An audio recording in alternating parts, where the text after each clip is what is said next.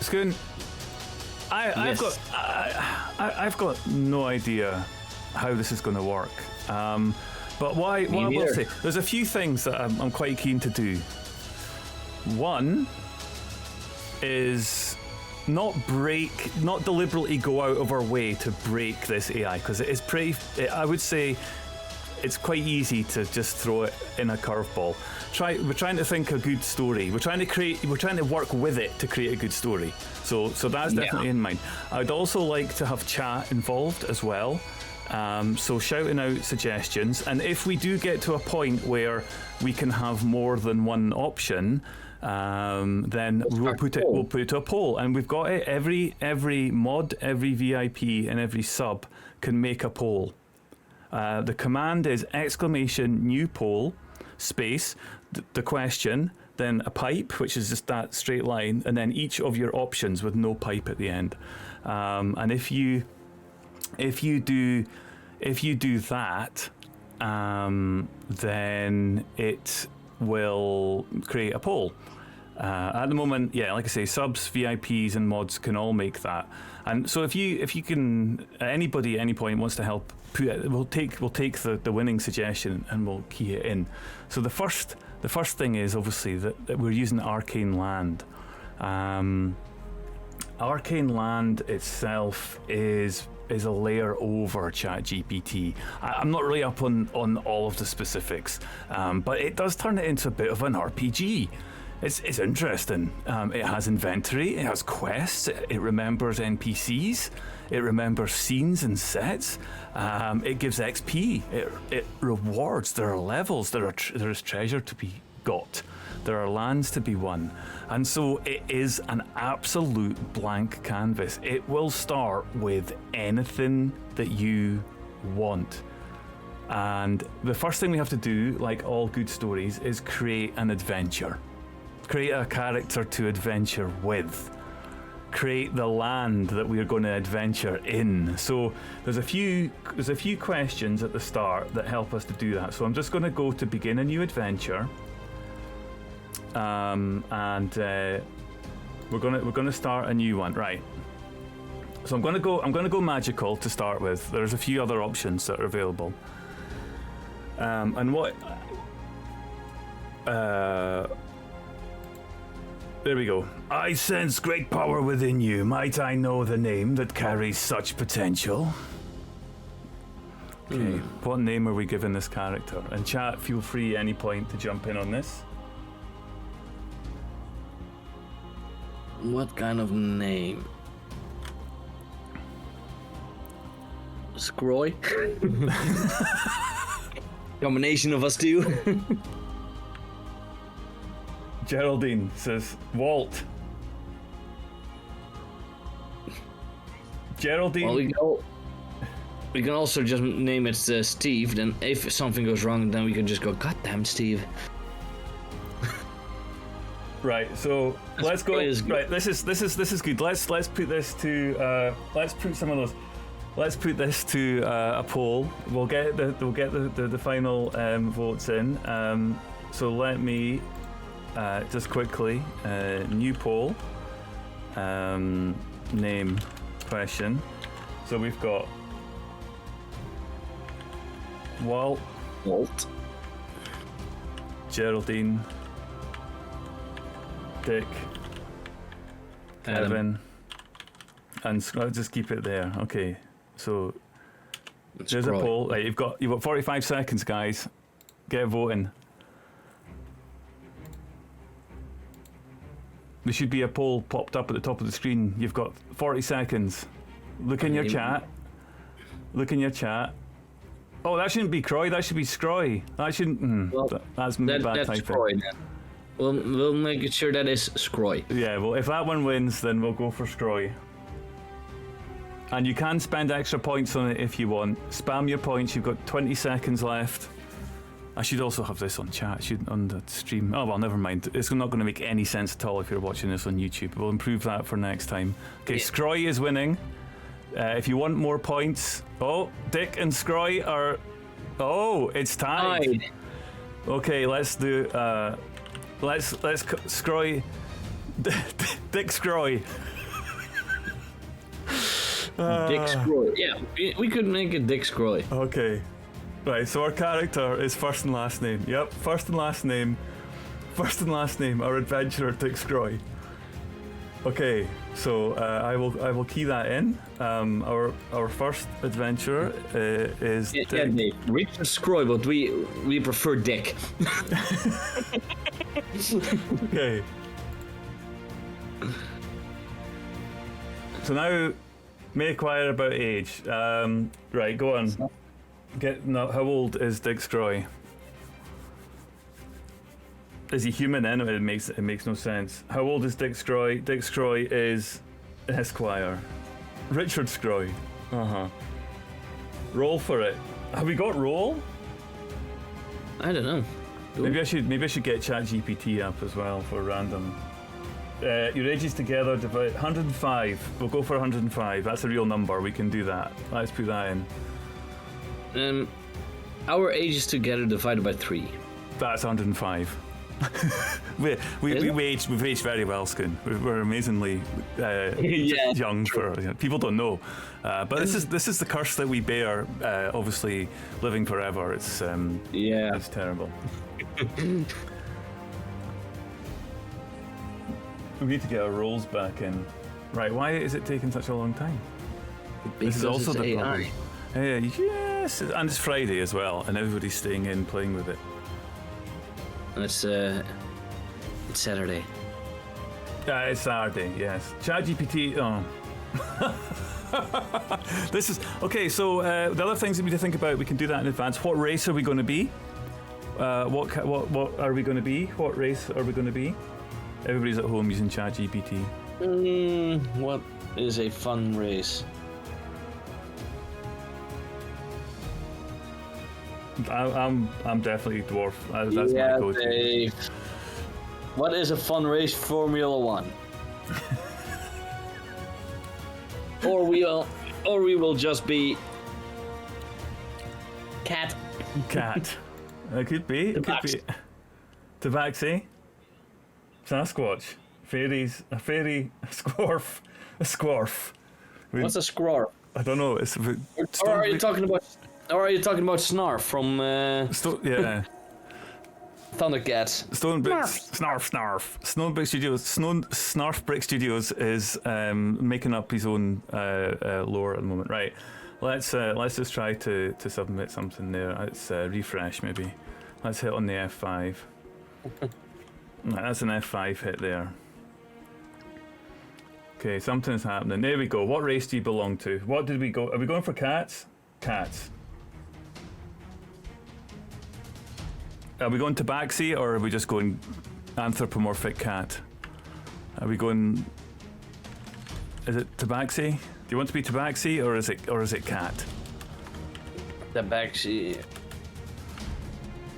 I mean, we could just do cat, right? We could just be cat. Let's keep it simple. Interesting choice. What class are we going to be? Now we can do anything here. This is open. We could be a Formula 1 race car driver if we thought that was going to help us in the adventures that we're about to take on. Yeah, apparently Dave is talking about horrific live action films, so as class we should be a performer as singers. As cat, okay, so we're going to be a ninja. How about a ninja bard? Samurai, pizza cats. I can't spell samurai. Samurai. Is that right? No. Yeah. Samurai. There we go. That looks worse. No, that A needs to be at the and before the I. There we go. Nope. I'm gonna just. There we go. That's it. We'll go with that. I can't spell samurai. I've never had to write that word down. My goodness, I have now learned how to spell a word. Look, Pirate wrote it in the chat. How you write samurai? Thank you very much, some old pirate. I do appreciate that. You're too young to know that show. Street cleaner. Right. Okay, we need a quick backstory. I'm not too young to... Dave, I'm not too young to know that show. I've watched it like every day. It was one of my favorite shows when I was younger. chuck in a whole bunch of backstory, and we'll just key it in. So, father was a middle-class street cleaner. Yeah. Okay. What else have we got? We've got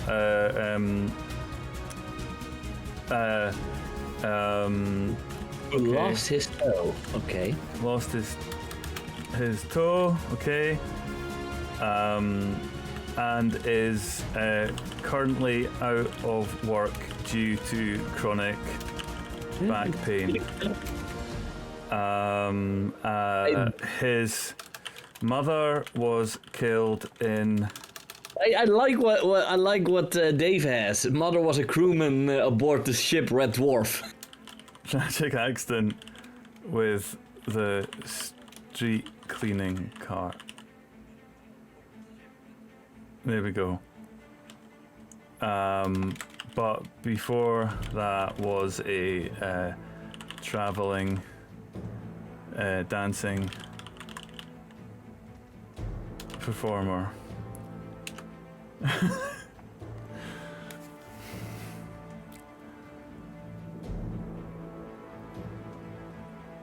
There we go. Oh wow, Jake, I could have copy-pasted that. That's fantastic. Oh, I just realised that my overlay isn't quite working the way I thought it was. Let me just... the quests are a little bit over the... Let me just get rid of them just now. That's fine. There we go.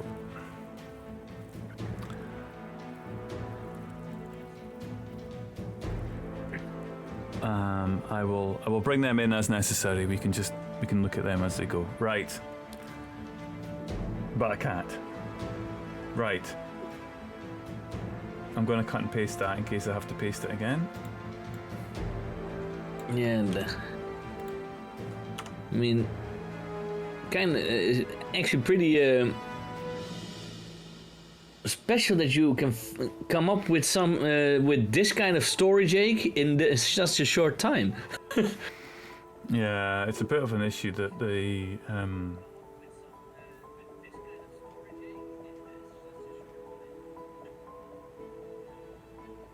Wait, what's happening? I see everything a little bit later. The stream's okay. We're still on, aren't we? Yeah, we're still on. Spend a lot of time in front of the TV. Okay. It stopped generating, yeah. It has, isn't it? Okay, let me delete that. Oh, I did actually come up with that. How did you become? Okay, well, how did you become a samurai bard? Mother instilled a great sense of performance.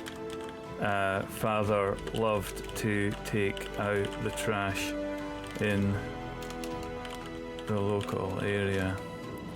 The two together made for a wonderful but deadly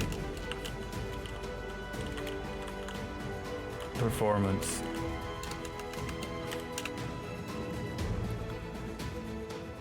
Okay.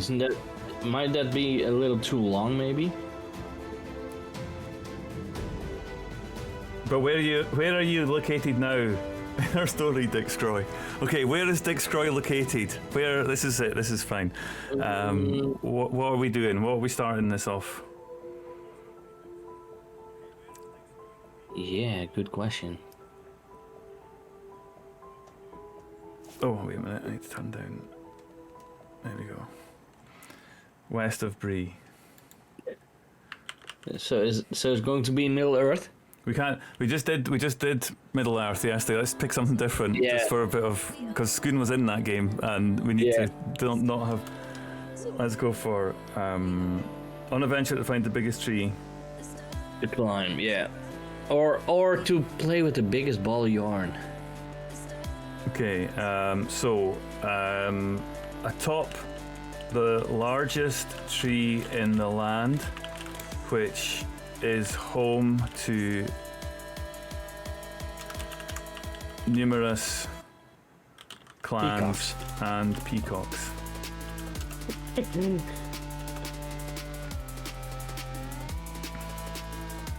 And the biggest ball of yarn. Okay, what What do you call this place? What are we going to call it? What's its name? This is just the backstory we're creating here.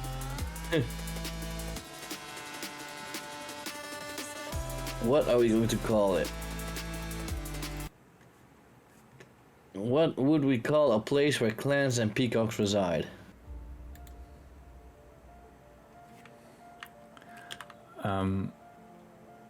Furball. Yeah. We could call it Furball. There we go, Furball tree. Okay, now it should probably have enough. Here we go. Adventure's about to begin. Okay, so now we have to wait for just a little bit of time here. About Dick Kroy, the cat, who is atop a very large tree in a land as yet unknown.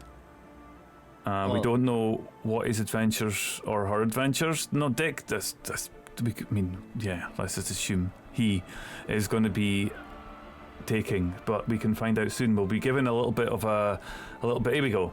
The furball tree is a sight to behold. From its towering height, one can see vast expanses of greenery and colourful blooms, spreading as far as the eye can see. The tree is home to various clans, each with their unique traits and customs. Peacocks strut around, showing off their vibrant plumage, making it a stunning reflection of nature's beauty. And perched atop the tree is a wise old cat samurai bard named Dick Kroy, who has experienced more than 100 years of adventures. His mother gave him his sense of musicality, and his father imparted him his self-discipline and sense of duty. The pairing of his talents made for a formidable performer, and it is here, on the furball tree, where Dick Kroy's next adventure awaits. And this is where our story begins. Okay.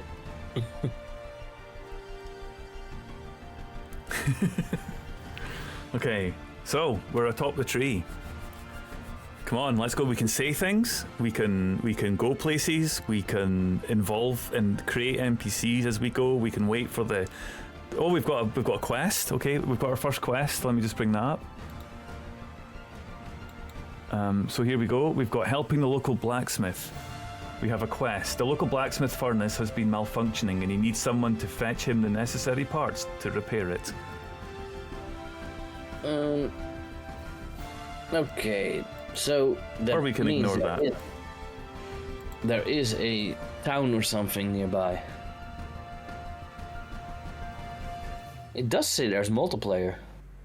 It does. That's right. But it's a bit. It's not something I'd want to show on stream today. But yeah, there is. And if we decide this is worth going with, we can definitely look into that the next time. Yeah, but it would be interesting. Yeah.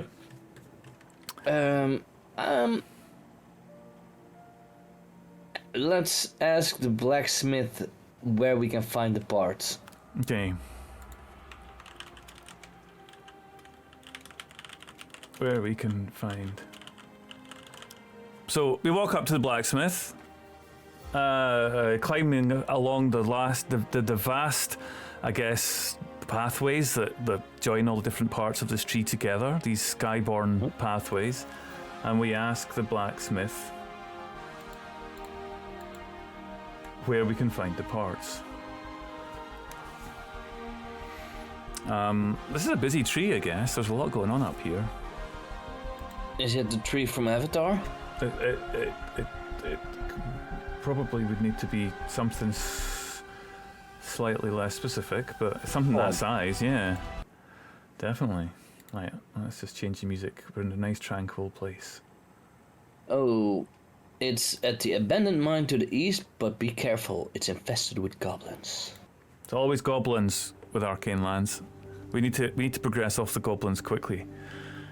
Dick Kroy approaches the Torm, the blacksmith, and asks where he can find the necessary parts to repair the furnace. Torm gruffly replies, "You can find them at the abandoned mine to the east, but be careful." Yeah, so there we go, gruffly. Done that. Let's go. So we're going to head off, arm ourselves. We've got claws. Ask for some weapons. Well, we're samurai, so we need katanas. Okay. Shield and sword. The blacksmith is part of a chain. This is just one of the branches. But, Don't bank on it, Samuel Pirate. Dick Kroy looks at Torm and asks, "Do you have any weapons I could borrow? I don't want to go into the mine unprepared."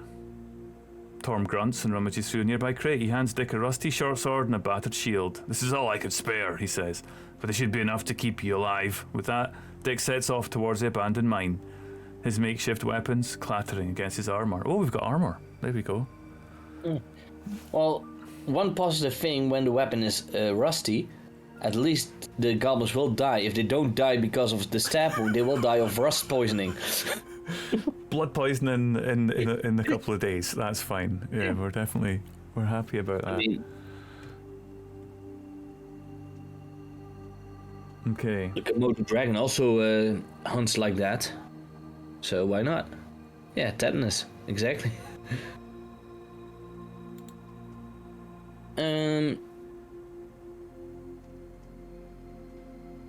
Oh. Yeah. Okay. Pirate, this is fantasy. In this world, cats do have opposable thumbs. Botulism. Right. Okay. So we're currently setting off towards the abandoned mine. That seems fair. We're moving at pace, and we need to scope out the mine entrance.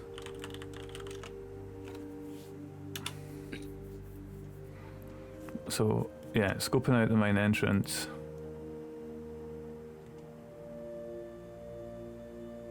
What will it say? The entrance man in mind, his eyes scanning the area for any signs of danger. The air is thick with the musty scent of damp earth and stale air.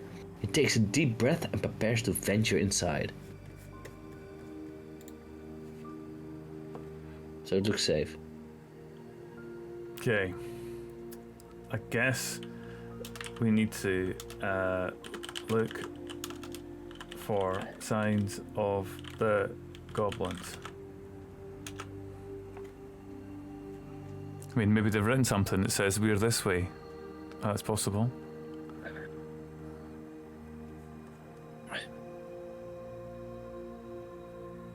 Dick scans the walls of the mine for any signs of goblin activity. He notices a few crude markings etched in the rock, indicating that the goblins have been here recently.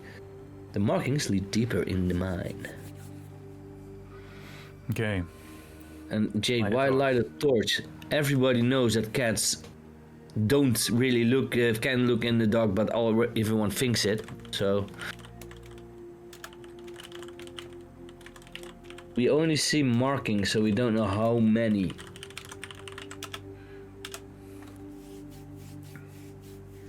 Okay, can we get a sense of how many goblins have been traveling here?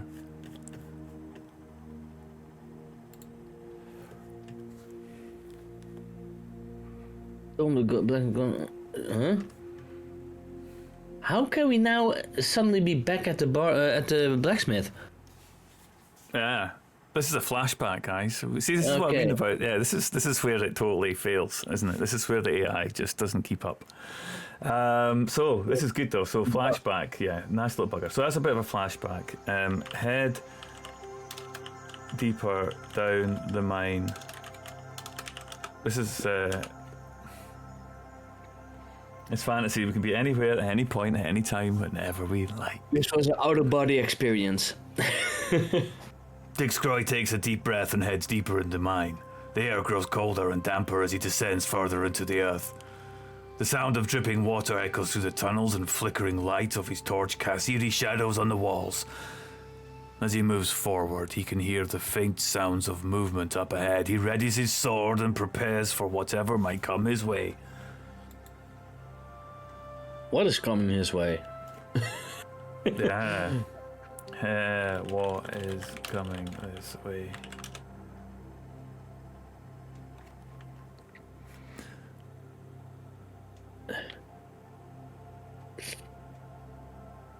Moves forward. He hears a gruff voice up ahead. Yeah, you're the expert in gruff voices. Who goes there? The voice demands. This mine is off limits to outsiders. As he approaches, he sees a burly figure standing in his path. It's Storm the blacksmith. looking even more imposing than usual in the dim light of the mine. Wow. Okay. This. What a twist! What? Already with the deep twists. Yeah. Wow. Excellent. Okay, then the first question that comes in my head is, how did you get here before me? Oh yeah, I think you need to say.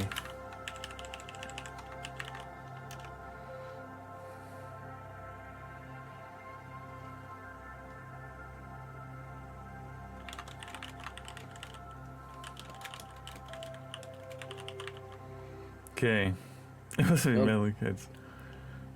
Yeah, it is a twist, isn't it? Let's just think it is a twist. Do we want to ask? Do you want to say, yeah, you told me to come here, or do you want to say something else? Have you got anything else? Oh, I think that's the most logical thing to do.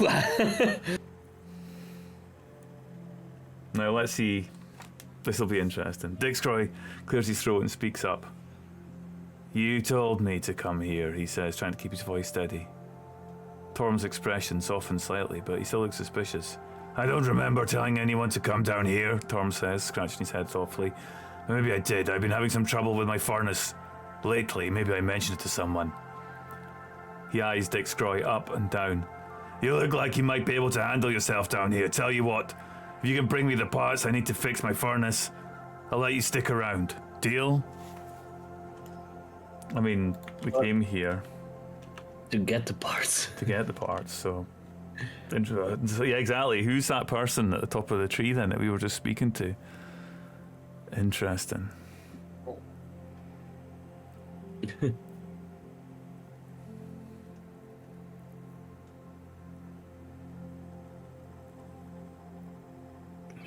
Local blacksmith in process, all the better. Tom gives him a list of the parts he needs, along with directions to where they can be found. Wouldn't be an easy task, but Dick is determined to see it through. With a deep breath, he sets off on his mission to find the necessary furnace part and save the day for Tom the blacksmith.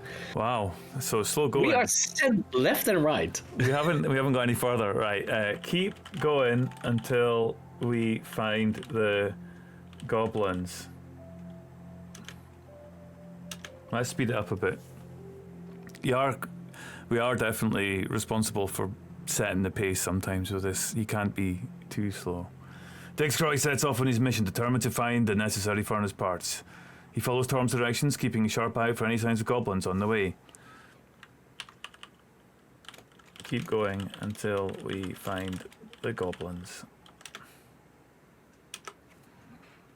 Let's just fast forward the whole through the mine thing that they've got going on. Twin brothers, memory issues, same name. They don't know they have a twin. We're in a forest now. Wow, this is really trippy. This is the weirdest mine I've ever been to. I mean, it would work if it was a human describing it, that suddenly walked in through and into a forest under and mine. That'd be awesome. Like, that'd just be an amazing thing. You could really make that work, but you'd have to lead into it a little bit. You couldn't just drop it in the next paragraph. No, it would be something like in a Journey Through the Center of the Earth, that you go into a cave and you find a complete new biome somewhere deep underneath the Earth's crust, where of course King Kong lives. So let's be careful. Okay, Kroy makes his way through. Okay, so rewrite that, but we are in a mine. Should I read it? Ready for whatever meant. It's not goblins that he finds, but a small group of friendly travelers. There we go. As Kroy makes his way through the dark and musty mine, he hears a faint sound echoing off the walls. Drawing his sword, he steps forward cautiously, ready for a surprise. Yeah, okay, it's not goblins. There we go. Right. Yeah, sometimes you just have to kind of be on top of it and keep the continuity going a little bit. Okay, so we found a group of travelers, adventurers in the mine. We're already building our army. This is a good thing. Do these travelers have raincoats on? Because maybe they're just 3 goblins in a raincoat. I mean, that would be something I would kind of come up with, so...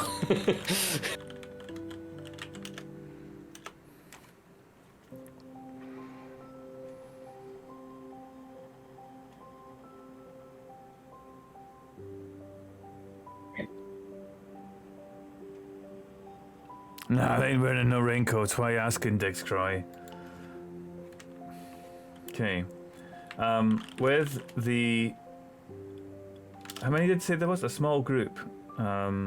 Ask the small group their names.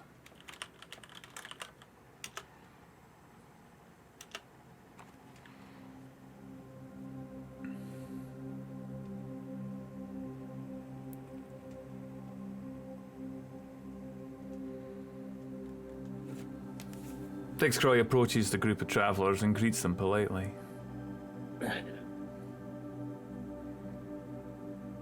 Go on, Skoen, you be Dix Kroy. Excuse me, may I ask for your name?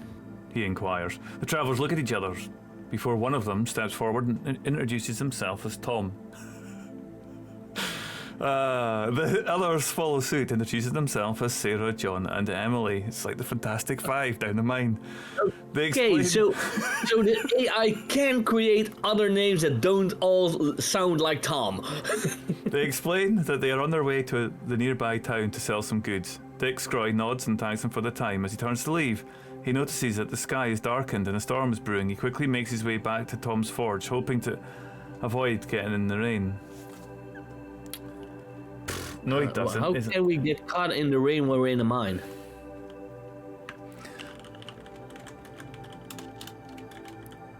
We're in a mine. Why is it raining? Yeah. So we're already seeing the issues with this continuity. Torm looks at this guy. What are you talking about? It ain't raining in here. He says gruffly. You must be hearing things. He goes back to his work camera. We still haven't left the bloody forge yet. Maybe it travels with him. Maybe Torm's anvil is floating, just, you know, and always within reach. It's like he's cursed. He can never leave it wherever he goes. Okay, we want to fight some goblins. We want to fight some goblins and rescue the parts.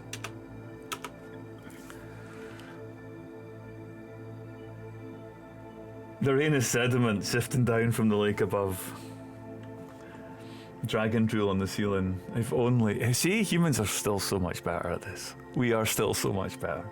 Dix Kroy boldly declares his intentions to Torm the blacksmith. The old samurai bard seeks adventure and is ready for a fight against goblins to retrieve the necessary parts for Tom's furnace. It's so painful. Just make something happen. Yeah. At least we do get experience, I believe, for every part that we type. Run screaming down the mine. Goblins, we're coming for you.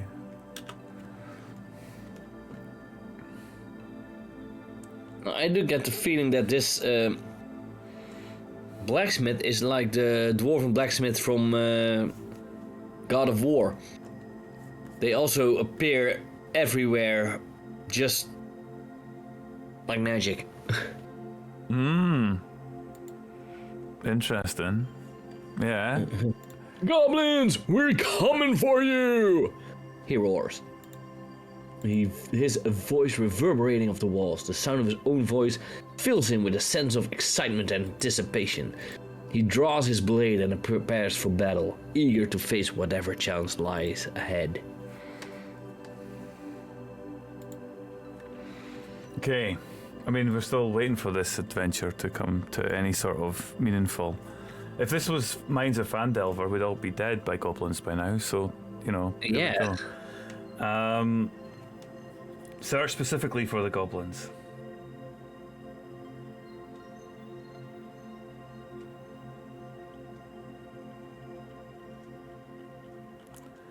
Okay. Closely followed by an anvil on wheels, yeah.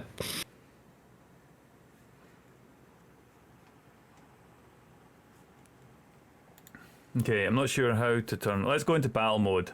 Let's just go into battle mode. There we go, we're in battle mode. Excellent. Okay.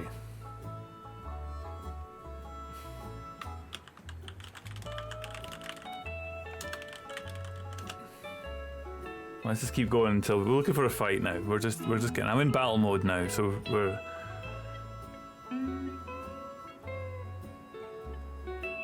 Okay.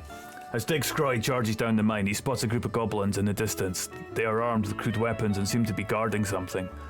Without hesitation, he charges towards them, his blade ready. The goblins let out a screech as they see him coming. They rush forward to meet him. The battle is fierce and intense, with both sides trading blows back and forth. Dick Skroy takes several hits, but he manages to dodge most of them.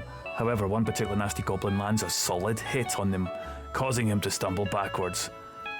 Dick Skroy grits his teeth and pushes through the pain, determined to defeat the goblins and complete his mission.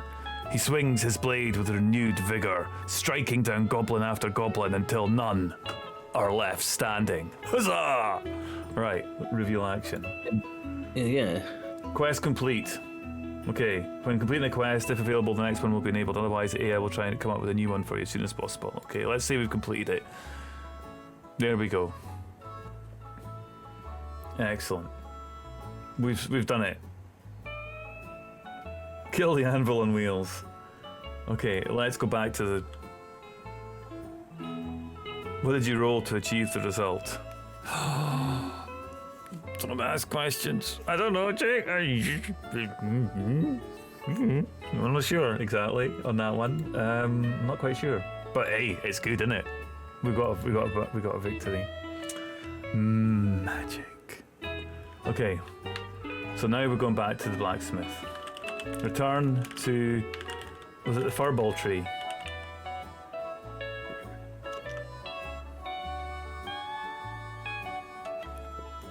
I mean, that could be the end of Dick Skroy, and we could start another one just to see if we can...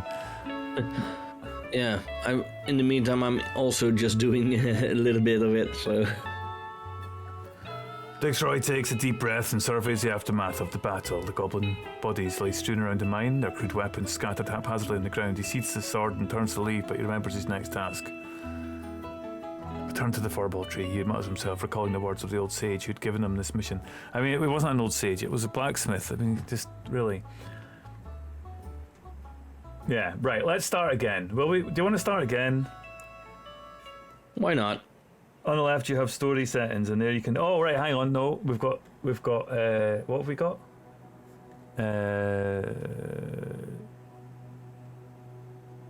We've got story settings. It seems to have logged me out. Actually, I haven't got story settings.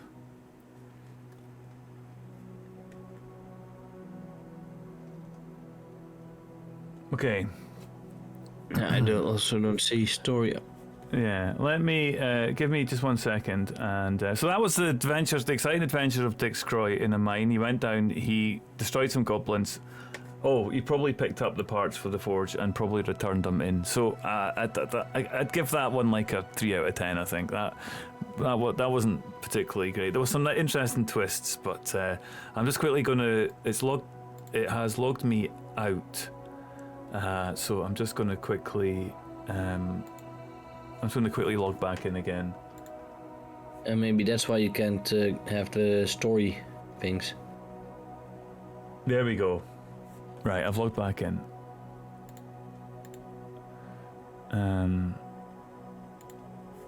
Okay.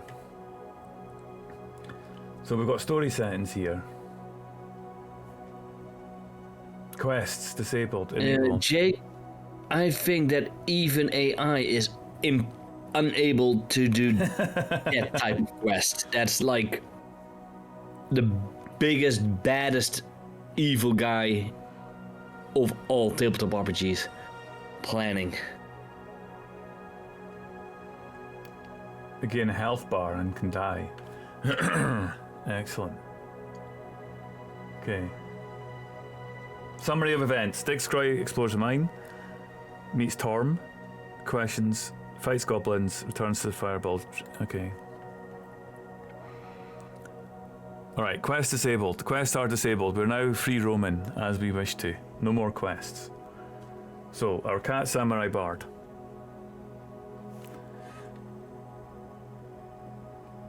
Probably not safe. Right, we're back in the furball tree. Who do we go and see in the furball tree? Who's the first person that we go back to the blacksmith, I guess? Torm. Torm. I'm just going to assume that we found the parts. Like, we'll retcon that, because it's AI and it'll never say no. Go to Torm in the furball tree forge. Tell him we found his parts.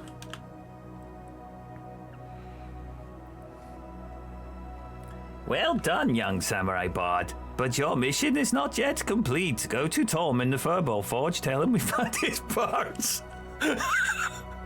With those words, he turns, disappears into the tree, leaving Dix Kroy to continue his quest. Climb the giant tree to the forge and give Torm his parts.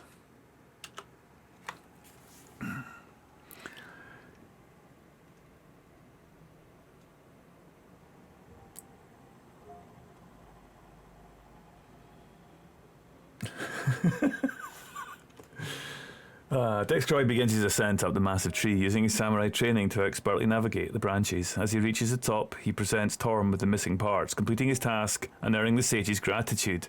Okay, oh, it's the sage that gave us the quest. Okay. Right, what's our next thing then? What are we going to do? We've got the whole world to see. Where are we going? What does anybody want to see? Skoen, have you got any ideas? Where would you like to disappear to with Dix Kroy? Where's he going? What's he up to? What's he doing? What shall we... What will our samurai bard do?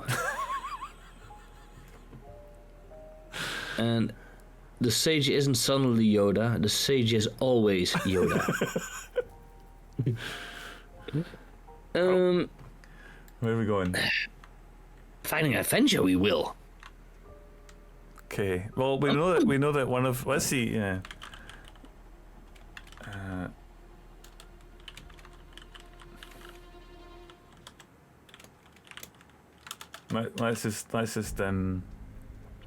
Let's see if he remembers this from our backstory. Yeah.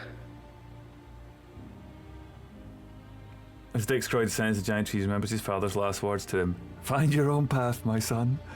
It's been years since he last saw his father, but now he felt like the right time to visit him. Dix Kroy sets off on his journey, travelling through forests and across rivers. Along the way, he faces many challenges, from dangerous beasts. Why are we not hearing about them? But his samurai training and bardic skills help him overcome the obstacle. Finally, after many days' travel, Dix Kroy arrives at his father's home. His father is overjoyed to see him, and they spend hours catching up on old times. As the night wears on, Dix Kroy realizes that his father was right. He must find his own path in life. With renewed determination, he sets off once again, ready to face whatever challenges lie ahead. I mean, it's the DM. It should really be telling us what the challenges are, but let's just put some ideas in its head. Where are we going? He wants to go to London, where the streets... Okay. Go to the city where the streets are paved with gold.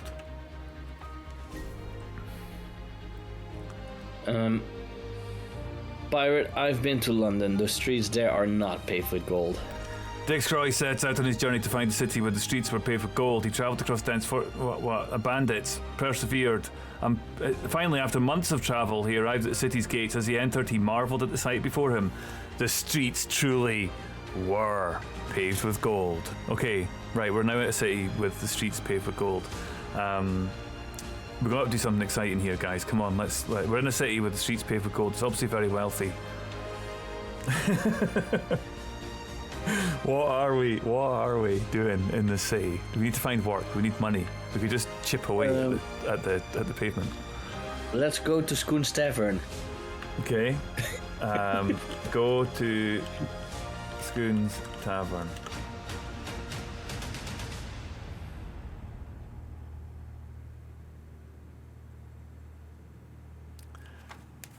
Do you want to do this one?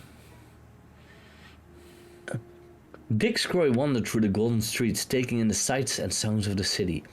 As he walked, he noticed a sign for Skoen's Tavern. and decided to check it out. The tavern was bustling with activity, filled with locals and travelers alike. Dick made his way to the bar and ordered a drink, striking up a conversation with the bartender. He learned that Skoen's Tavern was known for its famous bardic competitions, where musicians from all over the world came to compete.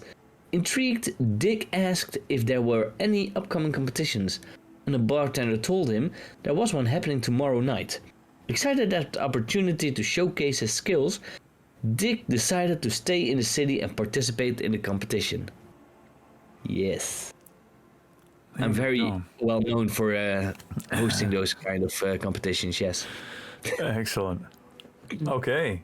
So we're going for a competition. Let's find out about local politics. Okay. Talk to the patrons in Skoen's Tavern and find out about local politics. Inquiring also about the Wizard of Boz.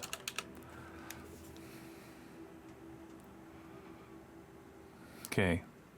We're going to get a little bit of... There we go. Dick Kroy finished his drink and began to mingle with the patrons of Skoen's Tavern.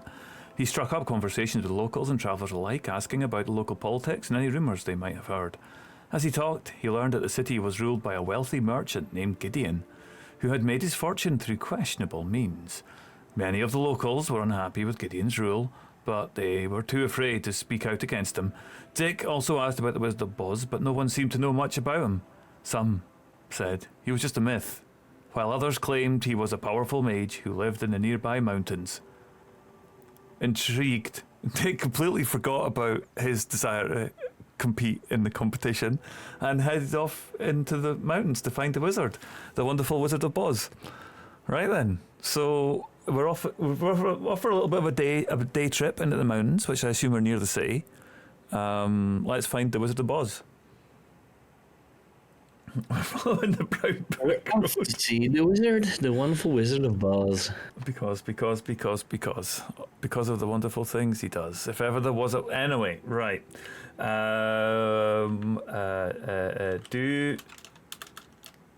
Remembering that there is a competition to enter the next day. Do we find anything to give away the wizard's presents?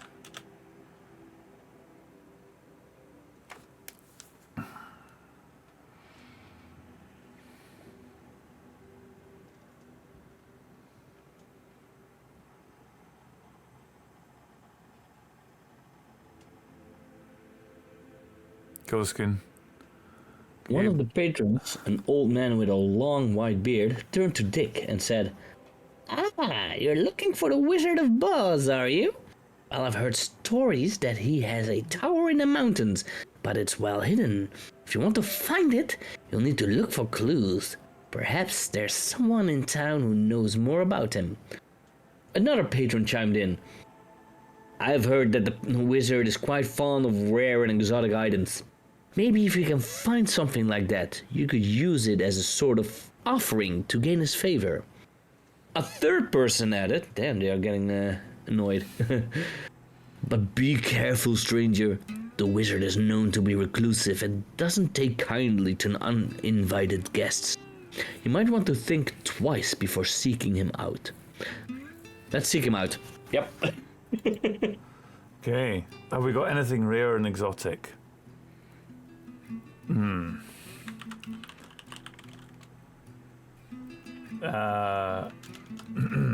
Look in the backpack. Is there anything rare and exotic?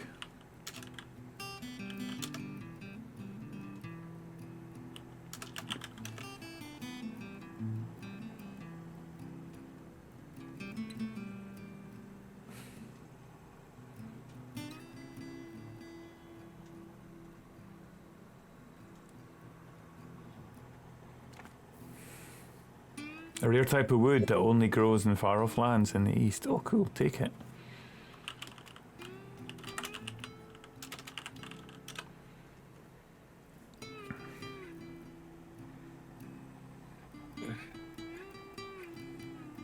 Kroy reaches out and takes the figurine from the old man's hand, turning it over on his own. The wood is smooth to the touch, and the carving is so intricate that he can't help but marvel at it. He thanks the old man for the gift, feeling a sense of gratitude for the unexpected kindness. As he tucks the figurine back into his backpack, he thinks about the journey ahead of him and wonders what other treasures he might find along the way.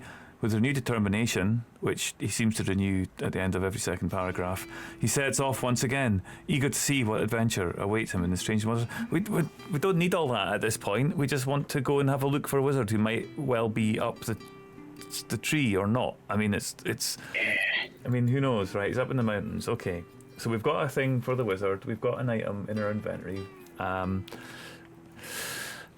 We need to move this on. The wizard is doing wizardy things. He's a recluse. It could well be the old man, right? That's a possibility. Exactly, pirate. Exactly. Also, Torm the blacksmith and the bartender. Okay. Spending no more than a day and a night in the mountains. I suppose I should be speaking in the first person. Do I find the wizard tower? Wait a minute, I'm just going to go for it. I find the wizard's tower. Let's see if I can just barge it into progressing the story a bit.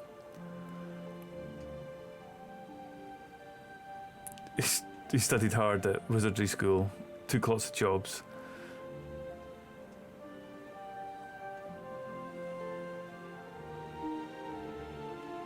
Kroy trekked through the rugged terrain of the mountains, his eyes scanning the landscape for any sign of the wizard's tower. As he walked, he couldn't help but feel a sense of unease. The mountains were treacherous, and he knew that danger lurked around every corner. But he pressed on, determined to find the tower no matter what. Finally, after what felt like an eternity of walking, he saw it on the horizon. The wizard's tower stood tall and proud, its spires reaching up toward the sky. With a sense of excitement and anticipation, Kroy quickened his pace, eager to explore the tower and discover its secrets. He spent no more than a day and a night there, but in that short time he learned more about magic and the arcane than he ever thought was possible. Gonna need a little bit of extrapolation of that, I think. As he left the tower behind him, rewrite that, but he hasn't.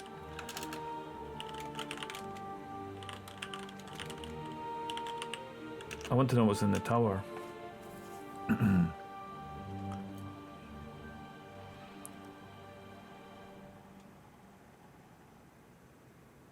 Oh, okay. So yeah, this is just where I get frustrated with it, because it's really difficult to actually get the narrative flowing. It jumps, it makes a lot of assumptions about things. I mean, whether it's a type of inquiry that I'm asking and I'm not quite, thinking about it in the right way, but yeah. In the meantime, I am playing my own here, and I think it has something to do with how you phrase your questions. Because for me, they don't change, they still stay in the same story. Maybe you try to put too much information in the question. Yeah, possibly. Okay. Well, okay. It's just that we're trying to kind of speed it up. So that's a good point, though. That's an interesting point. So when we put in the questions, we can force it to do things. We can ask it to rewrite stuff. We can remind it that it's in places. And if we put in too much information, then it's going to respond in kind. If we don't put in enough, it's going to be slow and not progress. Shorter questions. Much like Zork.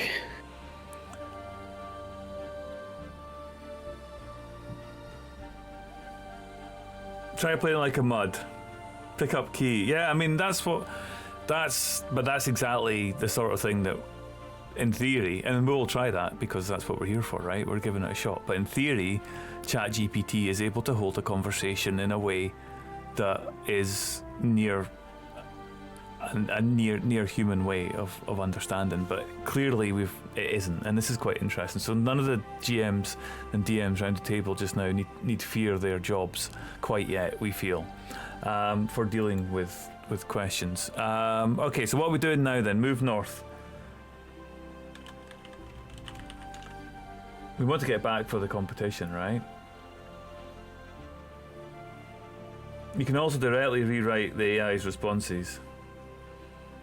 Dex Kroy surveyed the area, trying to get his bearings. He knew that the Wizard's Tower was somewhere in these mountains, but he had no idea where exactly. After a few moments of contemplation, he decided to move north. The terrain was rough and progress was slow, but he pressed on, determined to find the tower.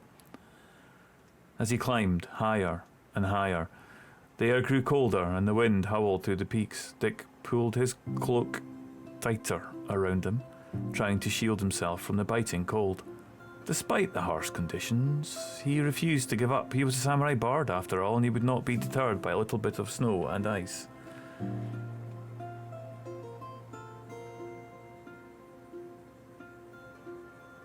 Okay, let's see. Does Dick see up anything nearby?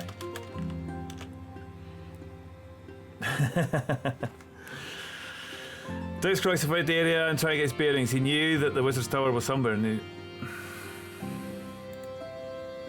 you have to press return twice. To click, submit twice. Mm-hmm. He struggled through the snow, his eyes scanning the landscape for any sign of the Wizard's Tower, but mountains were treacherous and progress was slow. As he crested the ridge, he saw something in distance that caught his eye. Off in the distance, he could make out the silhouette of a large structure. It was hard to tell from this distance, but it looked like it might be the Wizard's Tower he'd been searching for. Excitement surged through him as he quickened his pace, eager to investigate. As he drew closer, he could see that it was indeed the tower. It rose high into the sky, its spires reaching in towards the clouds. The walls were made of stone, and the windows glinted in the sunlight.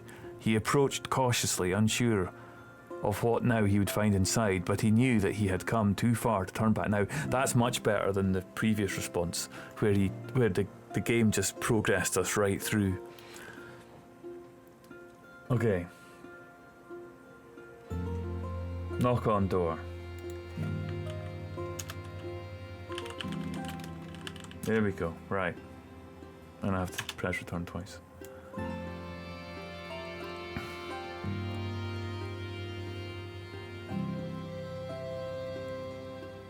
Suddenly we hear, knock, knock, let me in, let me be your secret sin. Dick Kroy approached the towering structure and stood before the great wooden door. He hesitated for a moment, taking a deep breath to steady his nerves. With a trembling hand, he reached out and knocked. The sound echoed through the tower, but there was no answer. Dick waited for what felt like an eternity, but still, there was no response. He began to wonder if the tower was even inhabited at all. Just as he was about to turn away, the door creaked open. A figure appeared in the doorway, cloaked in shadow. Dick couldn't make out any features, but he could feel the intensity of their gaze upon him. Who Who are you? The figure demanded, their voice low and gravelly. I'm Dick Kroy, trying to keep his voice steady. I seek knowledge and power. Yeah, should we offer the figurine, like Dave says, or?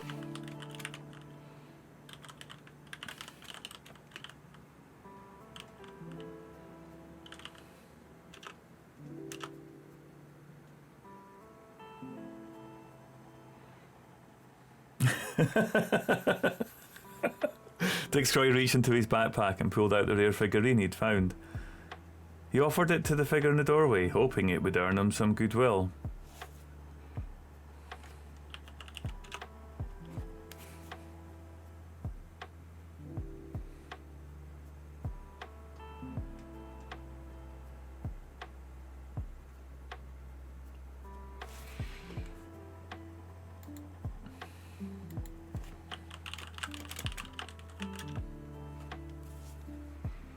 Okay, delete that one just because, yeah. Dick Kroy held the figurine out toward the figure and waited patiently for a response. The figure looked at him with a stern expression before finally reaching out to take the figurine from Dick's hand. After examining it for a moment, the figure nodded and stepped aside, allowing Dick to enter the tower we're in. As he walked through the door, he couldn't help but feel a sense of unease. He knew that he was about to face some great challenge, and he wasn't sure if he was ready for it. Never are, Dick. Never are. And he's got a lot of sense of unease. Unease in a wizard's tower. My goodness. Why would we have been uneasy there? Why do... Yeah. They want more polls. What kind of poll could we do? More polls, Storm Studios. We want to get something. We need to get something that's poll. You can create polls. Storm Studios. No, you can't. We can create polls. Yes. Ask if the man is a word of pause. As you step inside the tower, the figure turns to you and speaks in a deep, booming voice. You feel uneasy because you are about to face a great challenge, he says. This tower is home to some of the most powerful wizards in all the land, and they will not take kindly to your intrusion. He pauses for a moment before continuing. But fear not, young samurai bard. If you can prove yourself worthy, they may allow you to pass unharmed. All right. Okay. Then let's just ask if he's the Wizard of Oz.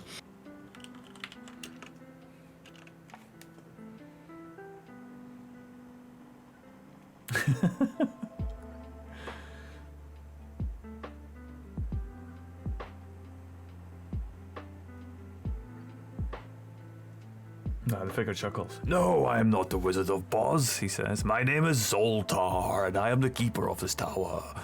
The wizards who reside here are some of the most powerful in all the land, and they do not take kindly to uninvited guests. He looks you up and down, studying you carefully. But perhaps you have come seeking their aid. If that is the case, then you must prove yourself worthy of their attention. Okay, poll time. Oh, it's new poll, Russ, the command. New poll.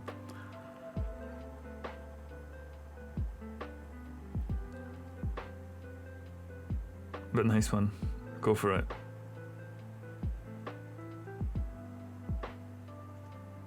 Yeah, the replies are getting better. They are. But I think you're right about the simplicity of the questions. I was overcomplicating it. I have had success with it in the past.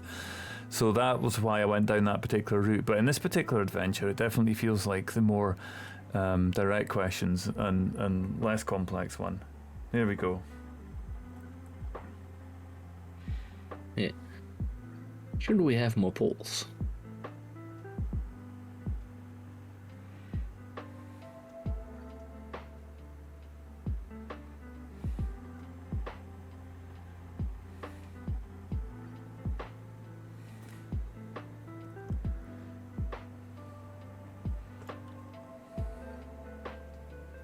Because we're asking the right questions or making the right statements. Yeah,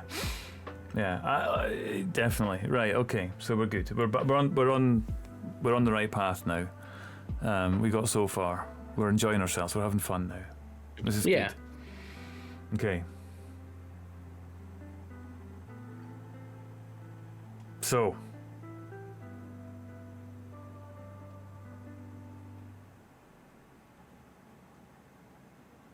We're asking how may we prove ourselves. Well, we've already been told that we can prove ourselves worthy by... Oh no, it hasn't actually said... It wasn't... I thought I actually assumed it said it was a trial, but it hasn't yet. Okay. How may we prove ourselves worthy? Worth. Okay, that was a typo. Can I edit my own typos? I suppose I could delete it quickly. Well, we got XP. 2 experience, wow. Okay, I'll continue with Zoltar. Zoltar strokes his beard thoughtfully. The wizards of this tower are always in need of rare and valuable items, a fetch quest. He says, if you bring them something that they desire, then they may be willing to hear your request, but be warned, they do not suffer fools lightly. You must choose your offering wisely. He pauses for a moment before continuing. There is one item in particular that I know they seek. It is a powerful artifact, known as the Staff of Arcanum. It is said to grant its wielder immense magical power, but it has been lost for many years. If you can find it and bring it back to us, then perhaps we will consider your request. Okay, are we going to do this quest? There we goes a poll. Can we get a poll? Are we going to do this? Are we going to hunt the Staff of Arcanum? Level up. Ding! It's under the couch. Okay.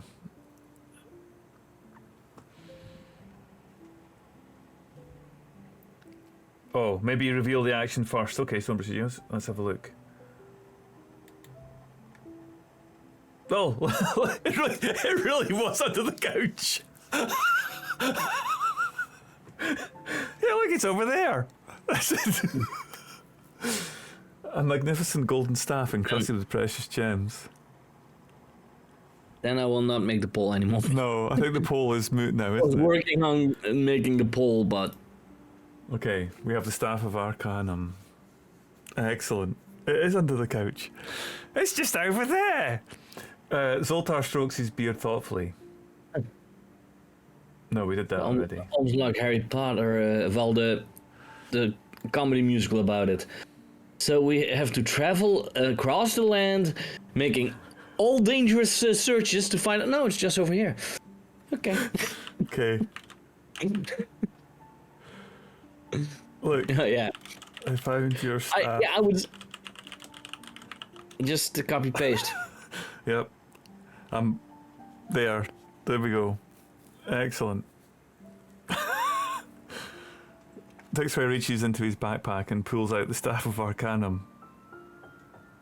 That's you.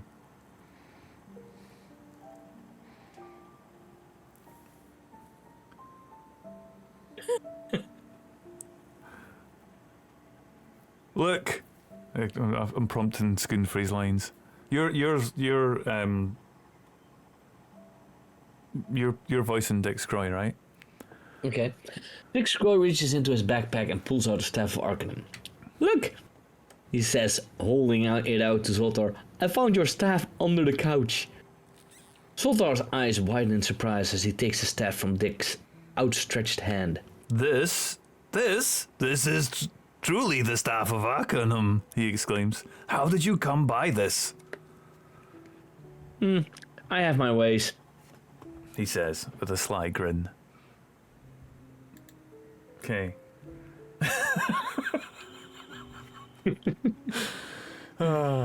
Okay. Excellent. Right, so where are we going now? We want to see a wizard.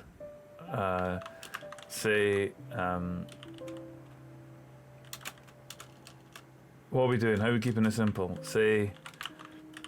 I'll just say, let's go to the first wizard.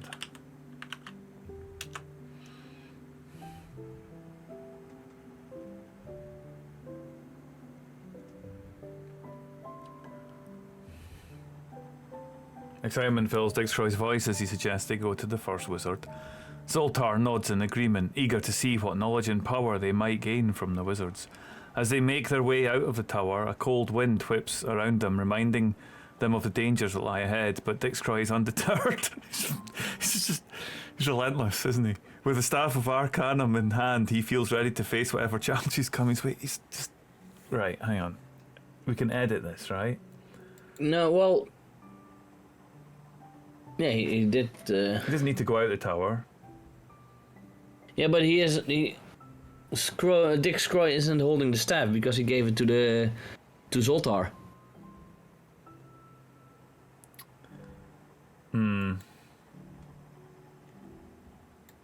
Yeah, so I mean, keep them short, snappy, and weird, says Dave. Yeah, okay. Excitement filled, but the thing is, it just keeps throwing curveballs like this. We're not one to go out. We're in the tower, right? We know we're in the tower. We're in the tower to see the wizards. We're not in some. We're not going back outside again. No. Okay, so I don't know. Right, let's try again. Okay, what we're gonna do?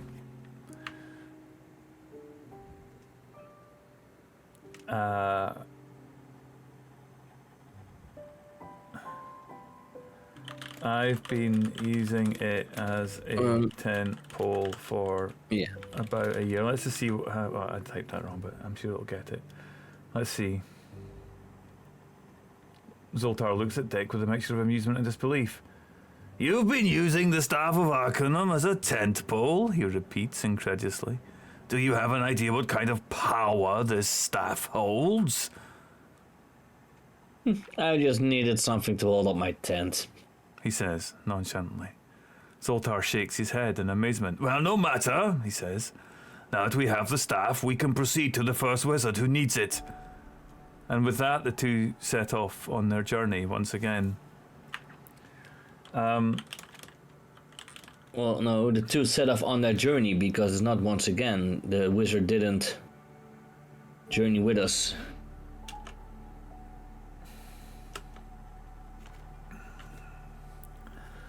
Okay. Do you have any idea of the tent roof it holds?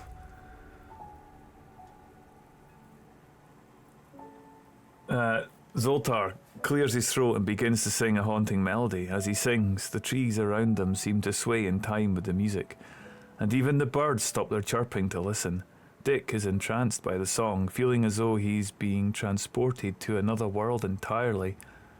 When Zoltar finishes, there's a moment of silence before Dick speaks up. It was beautiful. Thank you for sharing that with me, he says softly.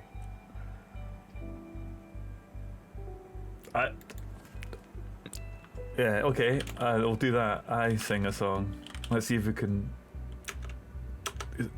can repeat that inspired performance by Zoltar.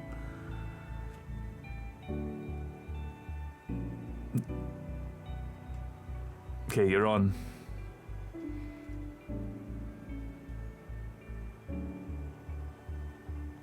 Dick Kroy clears his throat and begins to sing a ballad in his deep, melodic voice. The words flow effortlessly from his lips as he tells the tale of a brave knight who fought for love and honour. As he sings, the wind picks up, carrying his voice across the land. Those who hear it are moved by the emotion in his voice, and some even shed tears at the beauty of the song. When he finishes, there's a moment of silence before the applause breaks out. Dick bows gracefully, feeling proud of his performance. Well, he is a wizard, so he might be able to just magically create a big applause. Yeah. Wow. It's a sing-off. Yeah, right? Okay. I don't... We're off to see the wizard. The wonderful Wizard of Oz. Okay. So, Zoltar, how was my song?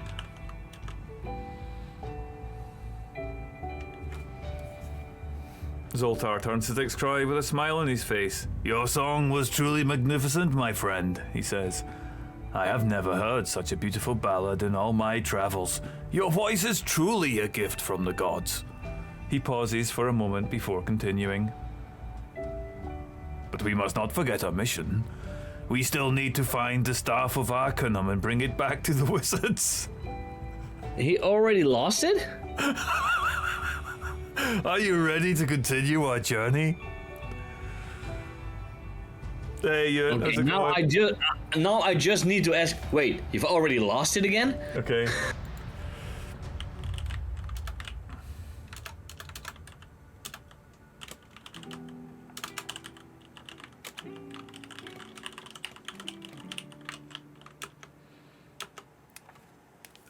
It's going well, Ewan. We're trying to wrangle AI into giving us a deep and meaningful adventure, and we've had some bits that have been good, definitely, and it's got amnesia. Zoltar looks at Dick Kroy with a confused expression. Lost what, my friend? He asks. I don't recall losing anything on our journey so far. He scratches his head for a moment before continuing. Is there something specific you're referring to?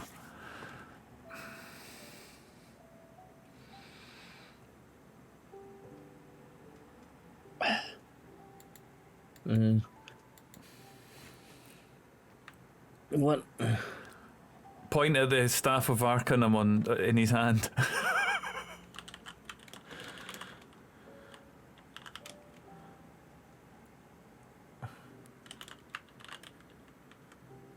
Yeah, it's really weird, but okay.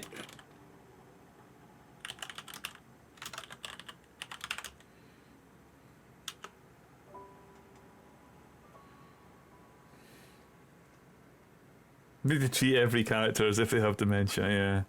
Dextroy points at the staff of Arcanum that Zoltar is carrying.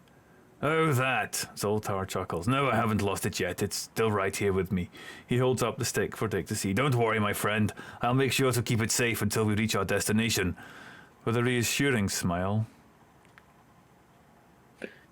Zoltar continues leading the way through the snowy mountains toward our next destination. I've got a feeling we're not getting back for this bardic competition for singing in Skoen's Tavern. I don't think that's happening. I think we're kind of lost in the mountains at this point. Yeah.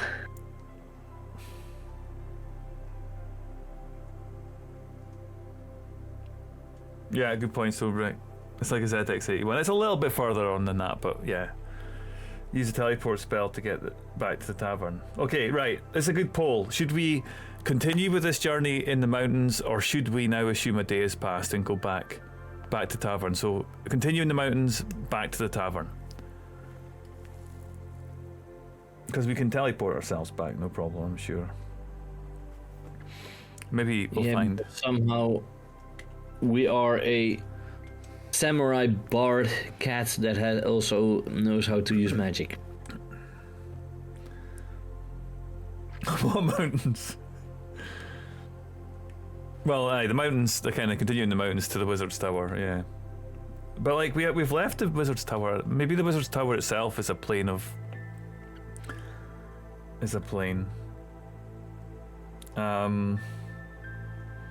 Yeah, I think a quicker way of doing this for me would be to have a button I can press just to bring up a poll with 1, 2, and 3. But anyway, yeah. Okay, so what do you think?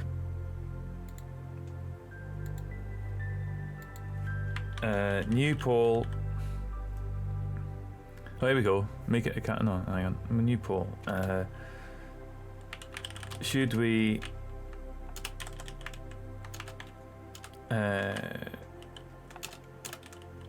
continue in the mountains, back to Skoen's Tavern,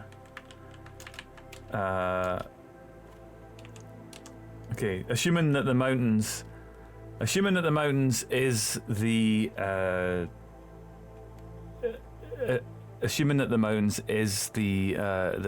Wizard's Tower. Did that work? I don't think it actually works when Infinite Monkey Tails does it. That's interesting. That's very peculiar. I don't see the poll. No, I don't see the poll either. It doesn't actually work when IMT count does it. It has to be one of us. Okay, that's interesting. Okay.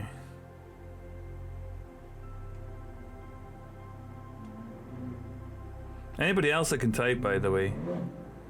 This is something different, Nerva. This is a little bit different. New poll. There we go. Thank you. Yeah, I mean, a poll does work, and it could bring it up.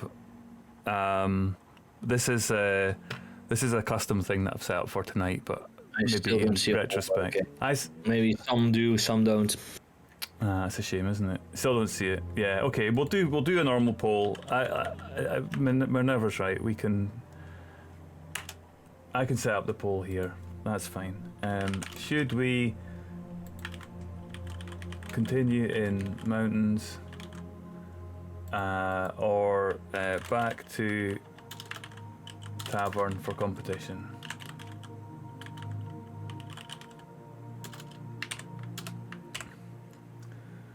Okay, there we go. Right, let's do it. There's the poll now.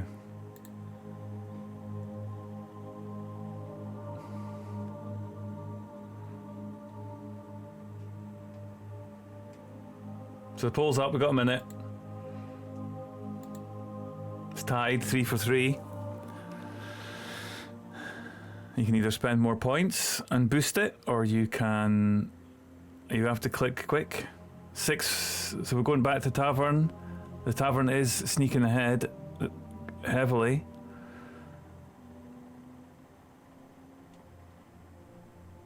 Ooh. Oh no! Oh, it's tied again. Oh.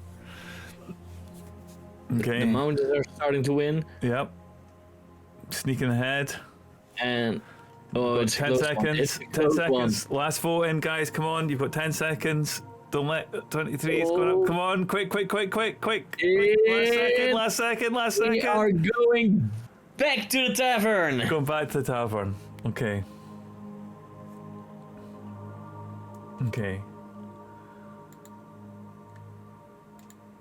Back to the tavern we go.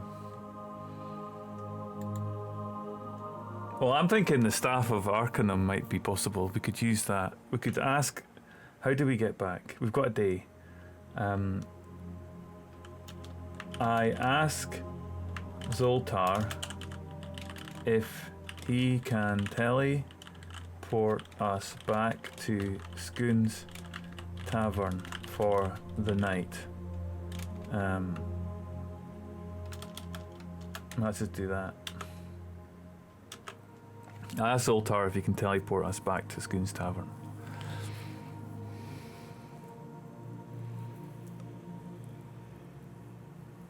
I'm afraid not, my friend, he says. Teleportation magic requires a great deal of energy and concentration. We'll have to make the journey on foot. I go say, I use the staff of Arcanum to teleport us back to Skoen's tavern.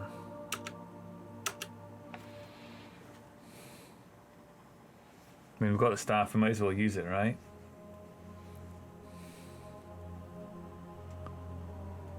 As Dick Kroy raises the staff of Arcanum, Zoltar's eyes widen in surprise. Are you sure about this? He asks. Teleportation magic is incredibly difficult, even for the most skilled wizards. But Dick is determined. He focuses his mind on the tavern and channels his energy into the staff.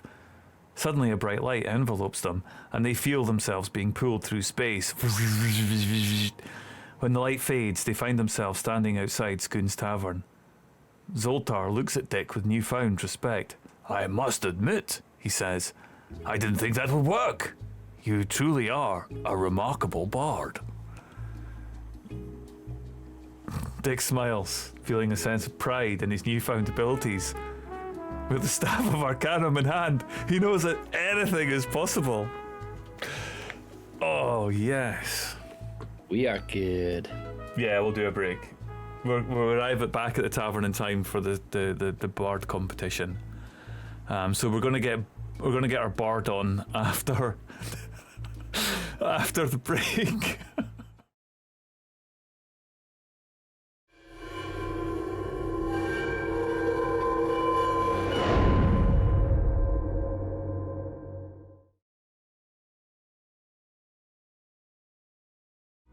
Hello.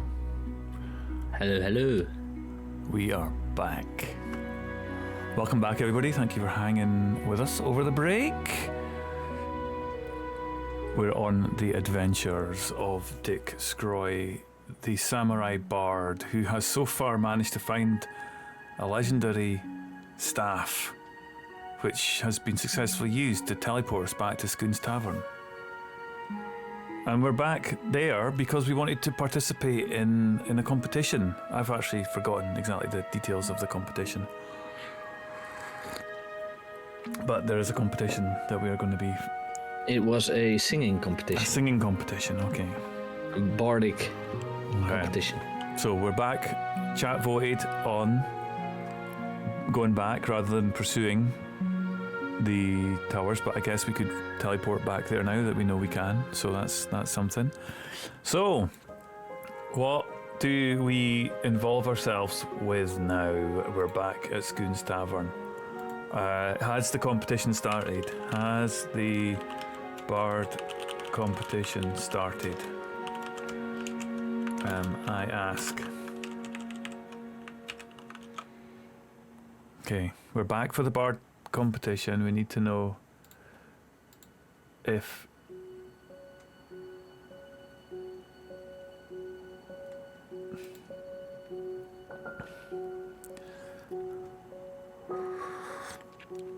As you approach the entrance to Skoen's Tavern, you see a group of people gathered outside. One of them, a man with a gruff voice, that'll be me, and a thick beard, turns to you as you approach. "Ah, the Samurai Bard," he says, nodding in recognition.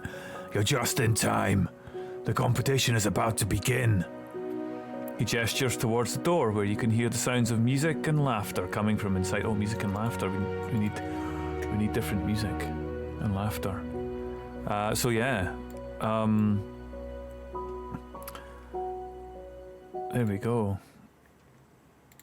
Okay. Enter the tavern and see a crowd of people gathered around the stage at the far end of the room. Several bards are tuning their instruments and practicing their songs, while others are chatting nervously with each other. As you make your way through the crowd, you catch snippets of conversation. Some of the bards are talking about their latest performances, while others are discussing the prizes for the winner. You realize that this is your chance to prove yourself as a bard. With 7 Arcanum in hand, you feel confident that you can win this competition and earn the respect of your peers. Let's turn the staff into a electric guitar. Okay.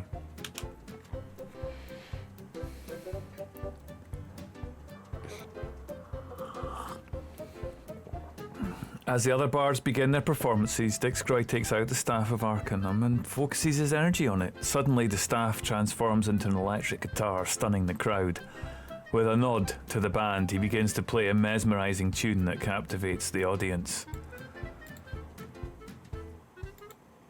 Okay. Well, there's only one song that we can do then.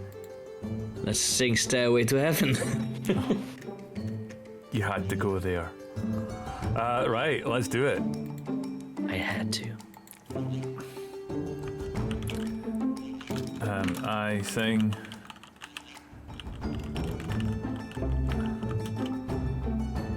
Okay.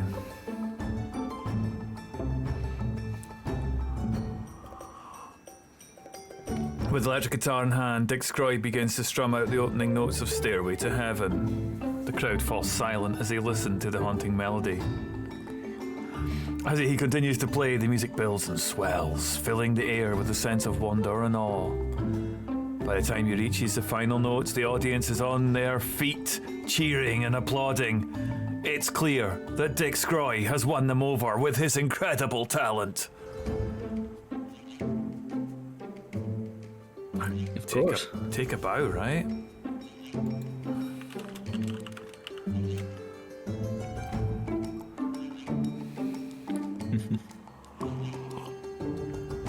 Kroy takes a bow, basking in the adulation of the crowd. As he stands back up, he notices a figure approach him from the edge of the stage. It's the wizard they came to see. Hey! See? The Wizard of Oz is with us. Have you got a wizard's voice in you? Or I'll be the wizard. Do you want me to be the wizard? I'll be the wizard. I could also do a wizard voice. Okay, go for it. The wizard steps forward and says, "Well done, young bard. You have proved yourself worthy. Now, let us speak of the Staff of Arcanum."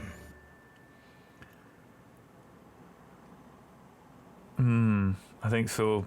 He wants his staff back. Okay. We could now technically say staff. What staff? I only have an electric guitar. What are we going to... Right, poll time. Let me get the poll up. Yeah. Let's see. Are we gonna lie, or are we just going to do our mission?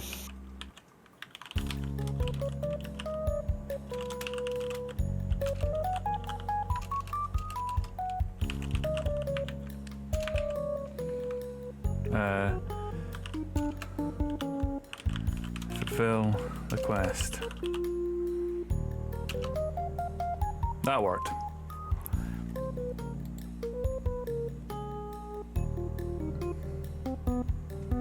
Yeah, I think I know what will win by a great margin. It's 3-1 just now, with about 30 seconds remaining. If you would like to vote, if we're going to lie and try and keep the staff, or if we're going to fulfill the quest, it's 3-2, it's 5-2. 71% say we should lie. I think points are being spent. Let him have his staff back. Not enough points. We're not going to fulfill the quest. Fulfilling the quest with 10 seconds is catching up. Oh, it's taking the lead. It's taking the lead. No, but going to lie has just managed to smash right in there.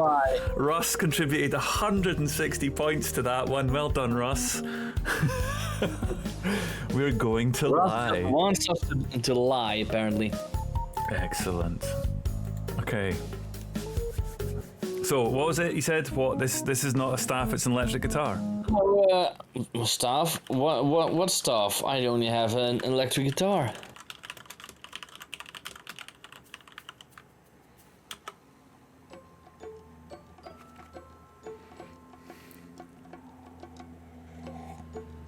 The wizard raises an eyebrow in surprise.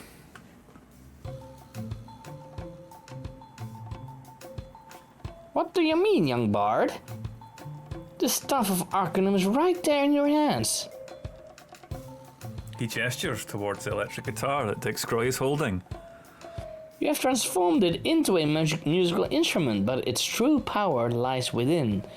With it, you can channel the arcane energies of the world and wield them as a weapon against our enemies. He pauses for a moment, studying Kroy's confused expression. Do not worry, my friend. I will teach you how to use the Staff of Arcanum properly. But first, we must journey to the heart of the mountains where the most powerful magic in the land resides. And apparently we're going back to the mountains. Okay, we're not getting out of the mountains, guys. We are going. Okay. What are we doing first? Are we going to allow us to be trained in the use of this staff? I think that sounds good. We kept it. See, who says? It's going to make us fight a dragon or something. That surprised me as well. The AI remembered it's actually the guitar. Okay. Did not expect that. Yeah. No, let's keep going. Let's get in there, isn't it? Right, what are we doing then? Do we want to skip? Do we want to get up to more mischief in Skoen's Tavern?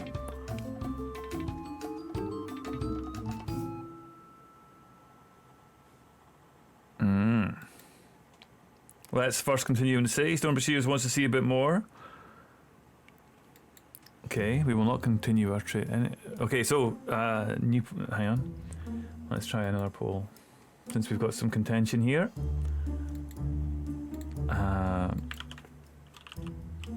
New poll. Do we continue in the city? Seek our wizard and learn. There we go, that's working, cool.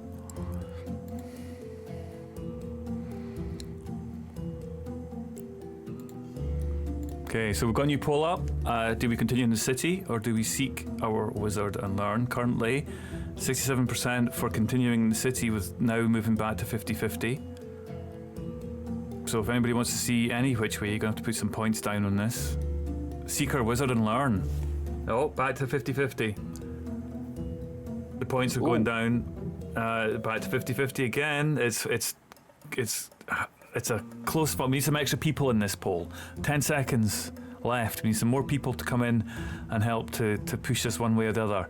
Oh, continue in the city. Just got a massive boost, and we are continuing in the city. Right. Continuing the city. Okay.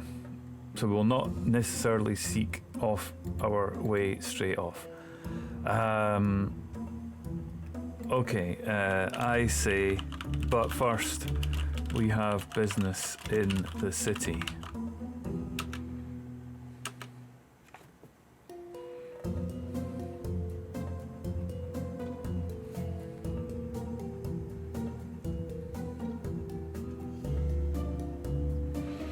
The wizard nods in understanding.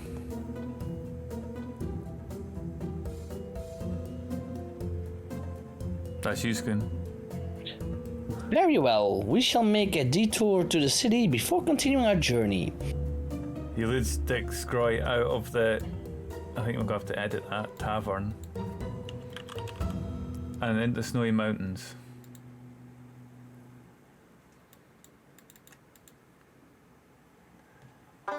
Where they trek through snow for hours until they reach a small village. As they enter the village, they are greeted by a group of miners who question their presence. The wizard explains their mission to find the Staff of Arcanum. We're getting that again. Okay. Yeah. What are we doing in the city specifically then? Go on, let's give us some specific guidance as to what we're doing. We have to... What do you want to do in the city? Yeah, I deleted it, yeah.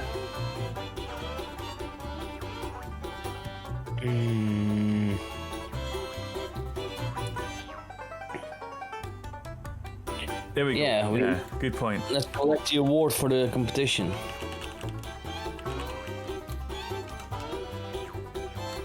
I collect the competition prize.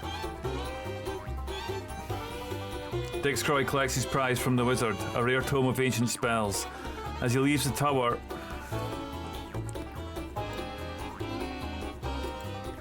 it feels renewed determination. Huh? I'm deleting it. Collect the award from the competition. I in the tavern. There we go. Keep us in the tavern. Dick Kroy collects his reward from the tavern, feeling pleased with his performance. As he exits, a hooded figure approaches him. I have a job for you, the figure whispers, handing over a sealed envelope. Oh, sealed envelopes now. It's just like a local council meeting getting done with business. Okay. I get the feeling this is one of those letters that Inspector Gadget gets. This message is gonna explode. Destruct in 5 seconds. Okay.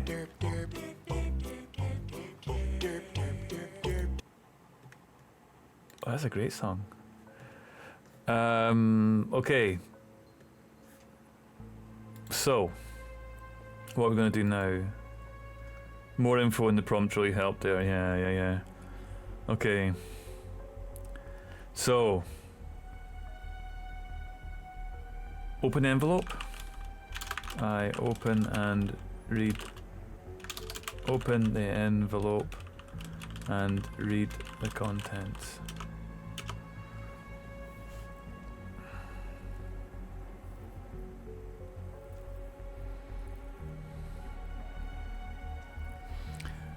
Dick Kroy takes the envelope from the hooded figure and opens it. Inside, he finds a letter with a request for his services as a musician at a private event. The letter is signed by a wealthy nobleman who promises a generous payment in return for Dick's performance. Despite feeling cautious about the mysterious job, Dick can't resist the promise of wealth and accepts the offer. He sets off toward the nobleman's estate, wondering what kind of event he will be performing at. As he travels, he practices his music, making sure he's ready to impress his audience. Little does he know that this performance will lead him down a path of danger and adventure. Just keeps teasing us with this danger and adventure. It's such a tease. Yeah. You're such a tease. So we're in the city. We're going off to see a wealthy nobleman who has promised to pay us for a performance in a private event. One day. One day. We need this. What is it? What are we doing?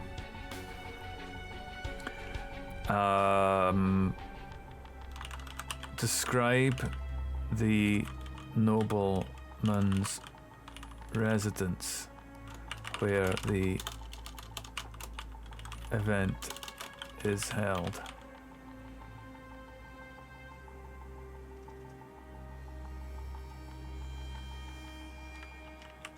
Ask the hooded man about the danger. There we go.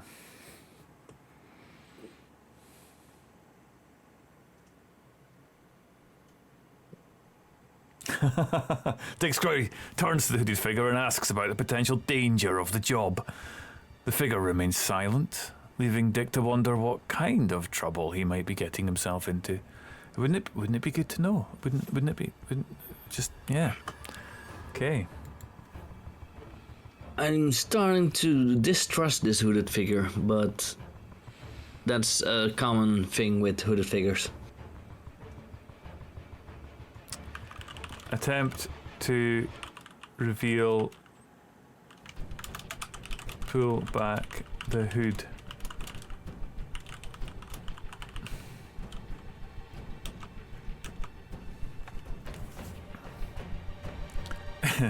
It's Torm, the blacksmith.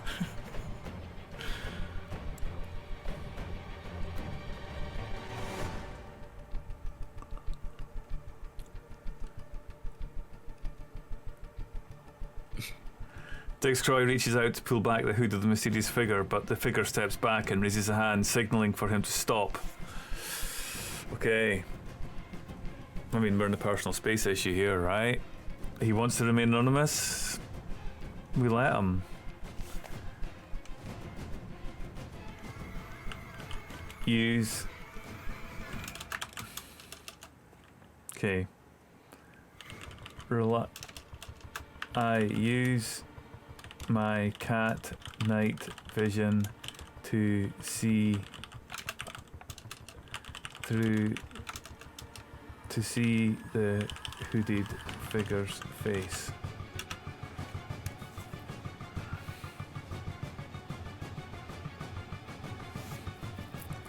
Dick Kroy focuses his senses and activates his cat-like night vision, allowing him to see through the darkness. The hooded figure's face remains shrouded in shadow. Ooh, mysterious. Does this creature have a face, or is this person just pure shadow? How do you want to form that?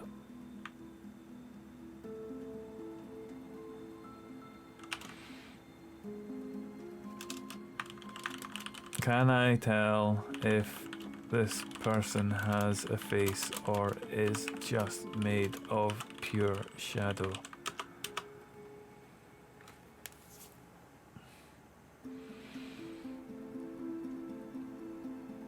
The hooded figure remains silent for a moment before responding in a low, gravelly voice. I have a face,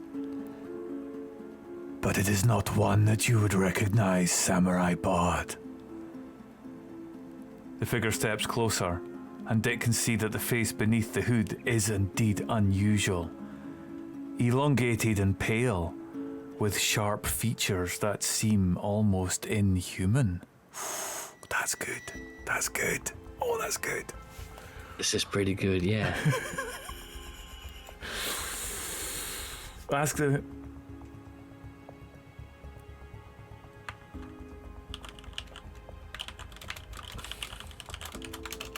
I don't know lots of people.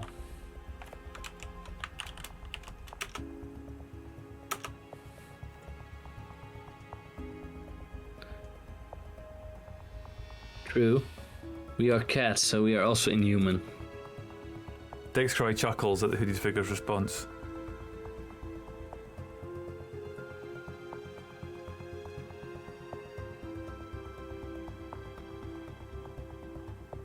The figure regards him silently for a moment before speaking again. You have come seeking knowledge, Samurai Bard. What is it that you seek? Dick considers for a moment before responding. I'm looking for information on the Staff of Arcanum. Oh, we already have it.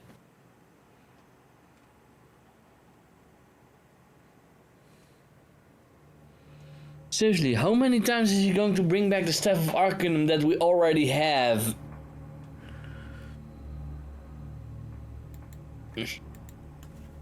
Okay.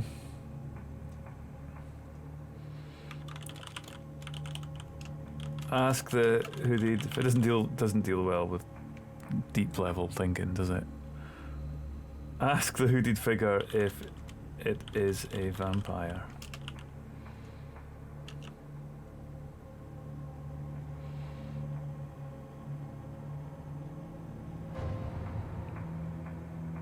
Kroy takes a deep breath and steadies himself before addressing the hooded figure. Forgive me for asking, but are you a vampire? He asks, trying to keep his voice steady. The figure chuckles softly, revealing a set of pointed teeth. You are perceptive, Samurai Bard, it says.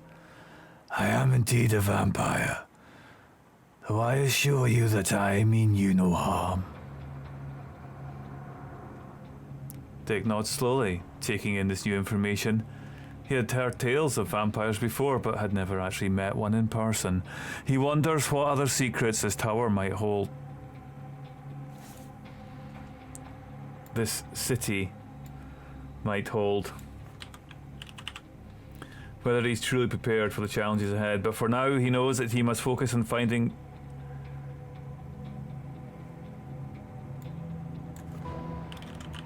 unlocking the secrets of the Staff of Arkham and completing his mission.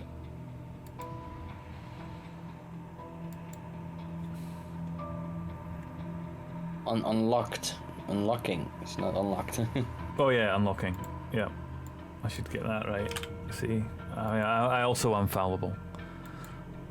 Save edit. Oh, it didn't edit it. Derp, herp, derp. There we go. Unlocking the save edit. There we go. That kind of scans better now. Okay.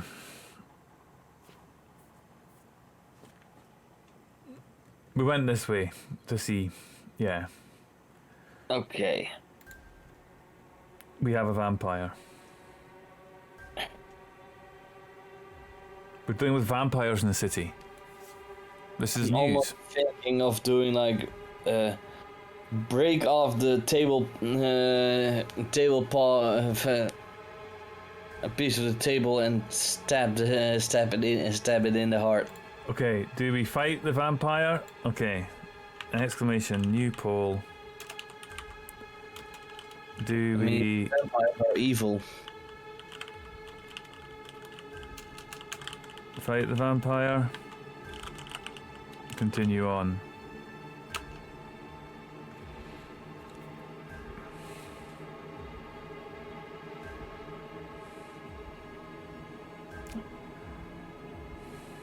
Okay, poll up with about 30 seconds left. Do we fight the vampire or do we continue on? Not much of the bloodthirsty. Why would we fight it? Because it's a vampire. They're unnatural.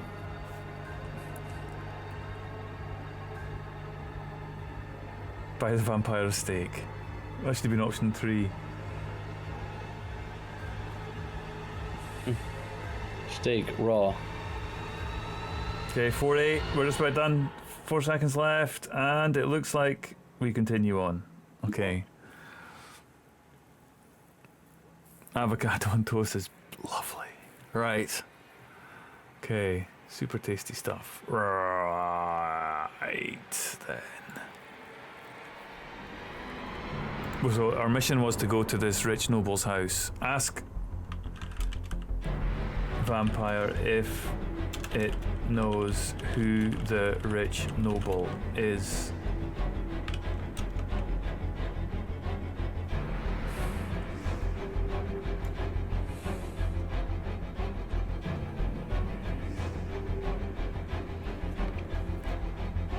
Kroy turns to the hooded figure and asks, Do you happen to know who the rich noble is that I'm supposed to meet? the vampire nods slowly, its eyes glinting in the dim light. Indeed I do, it says. But before I reveal that information, I must ask you a question. What makes you think that you are worthy of this knowledge? What have you done to prove yourself?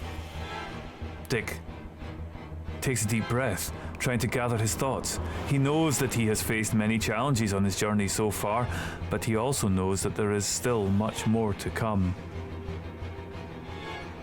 I have traveled far and wide in search of the Staff of Arcanum, He says finally. I have faced danger and overcome obstacles, and I am determined to complete my mission no matter what. The vampire regards him for a moment longer, then nods once. Very well, it says. The rich noble you seek is none other than Lord Reginald Blackwood, a powerful and influential figure in this city. But be warned, Samurai Bard. Lord Blackwood is not to be trifled with. He is a shrewd and cunning man, and he will not hesitate to use any means necessary to protect his interests. Why do I feel like everyone in these stories are evil? Don't see if you're already proven yourself that it's enough to be proven. And just want to do want to let you do everything that's possible.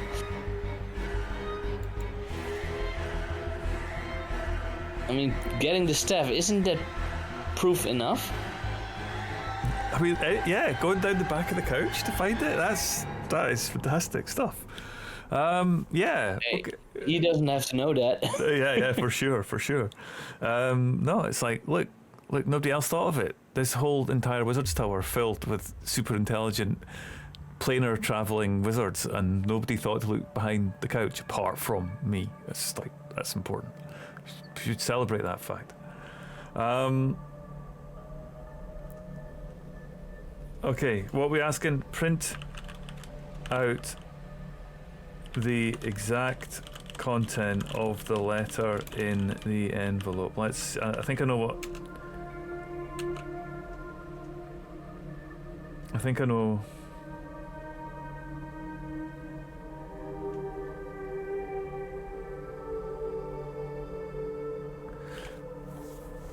Dick Kroy demands the vampire to print out the exact content of the letter in the envelope, his heart racing with anticipation as he waits the reply.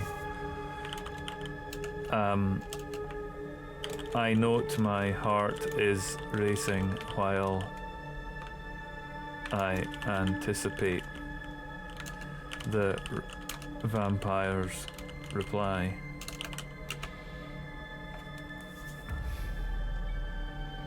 Dick Kroy notes the racing of his heart and he waits for the vampire's reply. The silence in the room is palpable and the tension is thick enough to cut with a knife.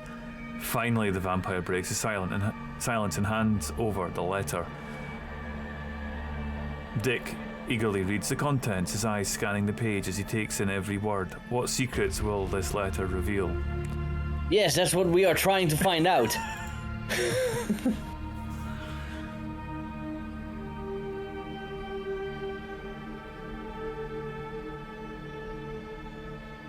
The vampire watches as you read the letter, his eyes scanning your face for any sign of emotion. After a few moments, he speaks up. Well, what do you see? He asks. His voice low and smooth, no longer gravelly. Is it what you were hoping for? Don't know.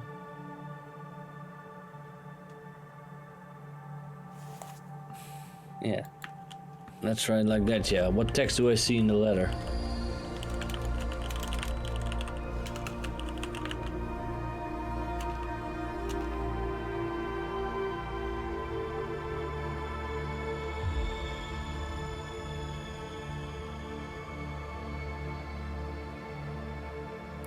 The vampire's eyes narrow slightly, but he hands over the letter without protest. You take it quickly and scan the contents. The letter is written in a flowing script that you don't recognise, but the words are clear enough.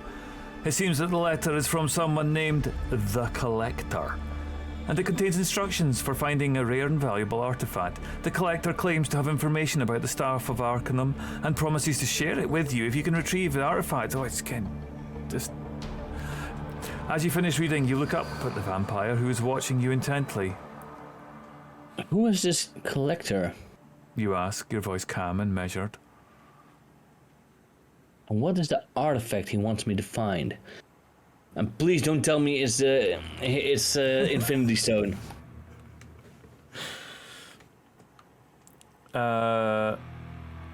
Who? Oh yeah, I was going to copy past to that, right?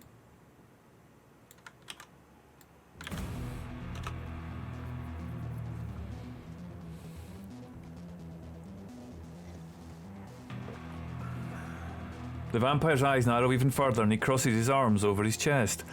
I don't know who this collector is, he says, slowly, his voice low and dangerous. But I know that he has a reputation for being difficult to work with. He pauses for a moment, as if considering his next words carefully. As for the artifact he wants you to find, he continues, I have no idea what it could be. The collector is notoriously secretive about his dealings, and he rarely shares information with anyone. He leans in closer to you, his face just inches from yours.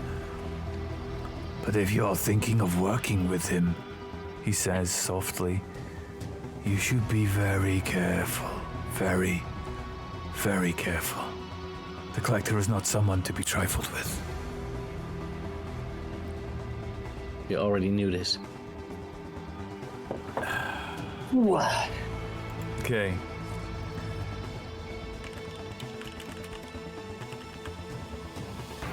I think we just have to go and see this collector, read about.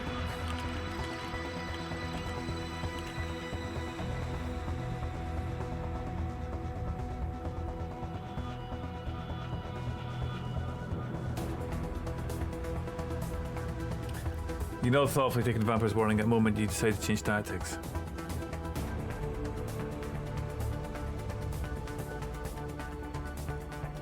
Perhaps. Skoen? Perhaps you could tell me more about the artifact itself. You say, your voice steady. What does it look like? What kind of powers does it possess? The vampire hesitates for a moment, as if weighing his options. Finally, he sighs and reaches into his pocket, producing a small leather-bound book. This is all I know, he says, handing you the book. It's an ancient tome that describes the artifact in great detail, but be warned, the information contained within is dangerous. Use it wisely. Doesn't anyone here just have something like, here, it's safe and easy to use? Everything's dangerous and secretive and... Seriously. Yeah, pacing is not a thing that we are getting a lot of here.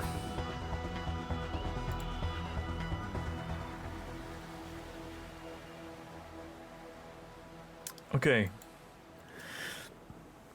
It's magic. Of course it's dangerous. I could actually say that.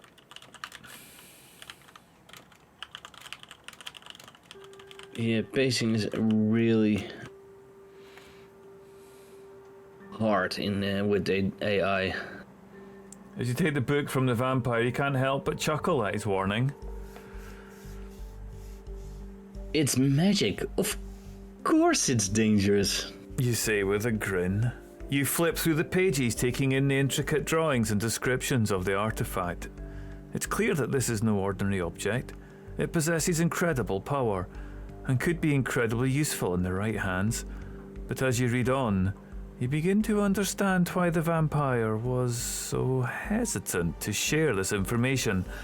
The artifact is also incredibly dangerous, and could easily fall into the wrong hands. It is...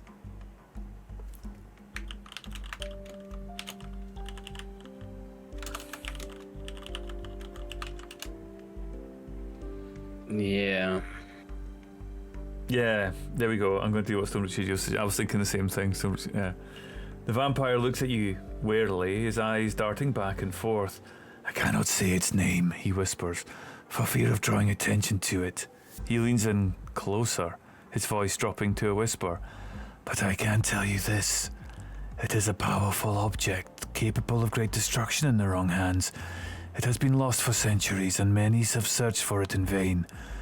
But now it has resurfaced, and there are those who will stop at nothing to claim it for themselves. He pauses, looking at you intently.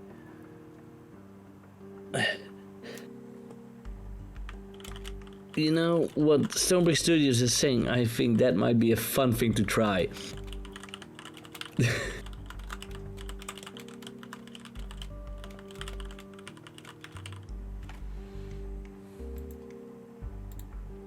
And yeah, take out the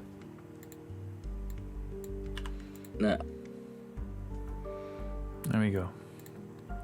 feet.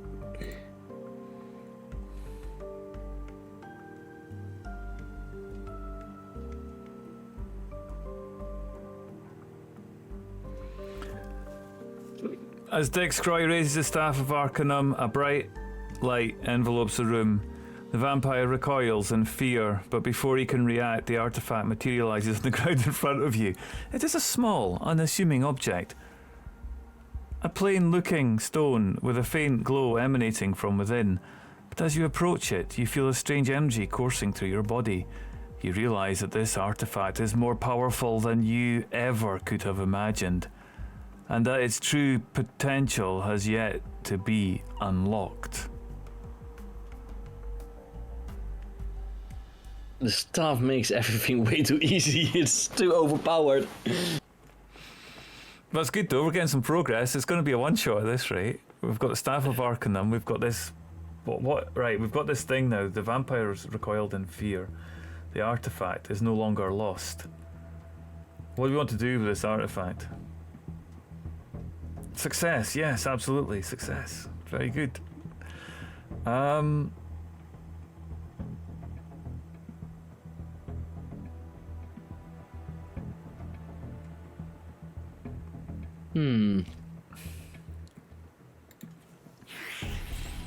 What's our next step then? We've got this thing in front of us. We're standing in the street, I guess? No, it's. I believe we're still inside the Tavern? tavern. Yeah. Okay. Okay. I take the artifact and put it in the inventory. Now, what we would hope would happen is that it goes alongside the Staff of Arcanum in our inventory, but I don't think it will. But we'll see what happens. I take the staff and put it in the inventory. Take the artifact and put it in the inventory. Take the artifact and put it in inventory. I'm getting tired now. Dix Kroy gingerly picks up the artifact, feeling its weight in his hand. As he places it in his inventory, he can't help but feel a sense of excitement and anticipation. He knows that this artifact holds great power and that with time and practice he will be able to unlock its full potential, but for now, he must focus on the task at hand. Delivering the letter to the Vampire Lord? What? That was... It's lost it again, hasn't it? A deep breath. That's totally not what we did. Performing at the rich nobleman's home. No, something like that, wasn't it? Yeah. Maybe just regenerate. How do you regenerate? That's a good question. We are level 4 now though, so that's good, I suppose. We're doing something. Yeah.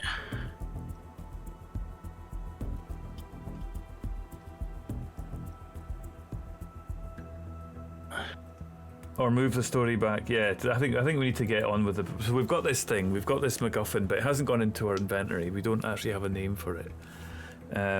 Wait a minute, I've got an idea. I focus on the artifact, trying to comprehend its name.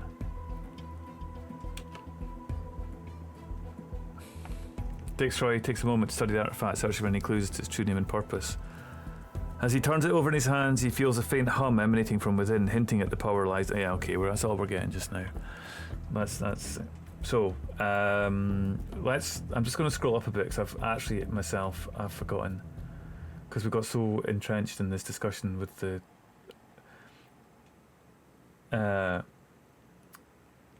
It was Lord Reginald Blackwood, right? There we go. Okay. I say thanks to the vampire and walk to Lord Reginald Blackwood's residence for the private performance.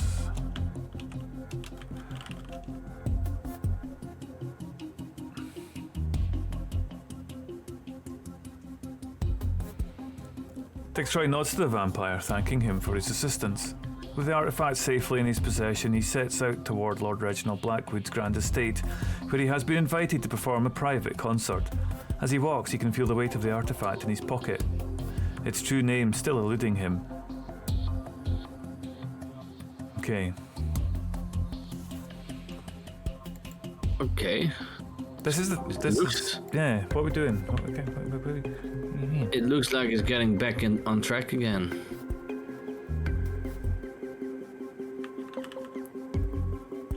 Arriving at Lord Reginald Blackwood's residence, I knock on the door. There we go.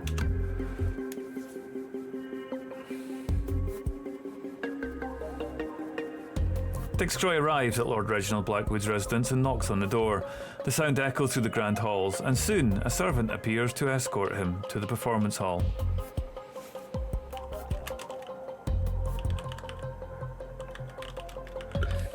No, Dave, it's the pick of destiny.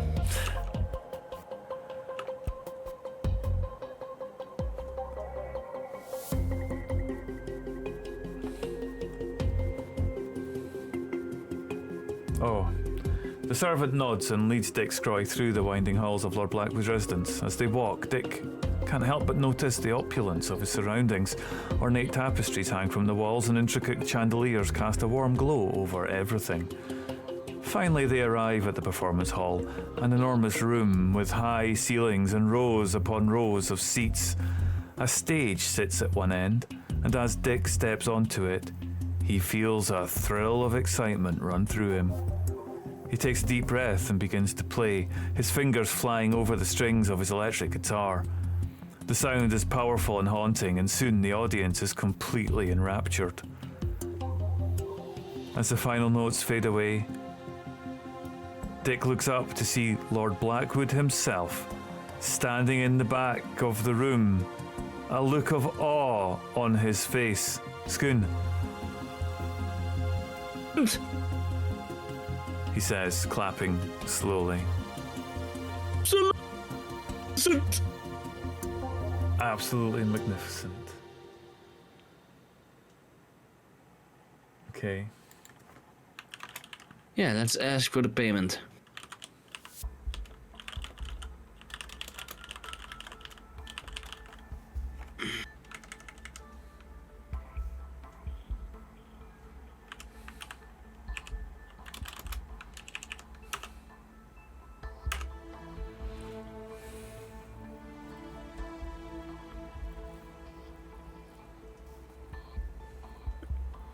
Dick Kroy approaches Lord Blackwood, his heart pounding with anticipation.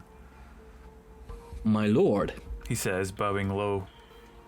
I am honored to have played for you and your guests, but I must ask, what payment am I to receive for this performance? Lord Blackwood smiles, his eyes twinkling.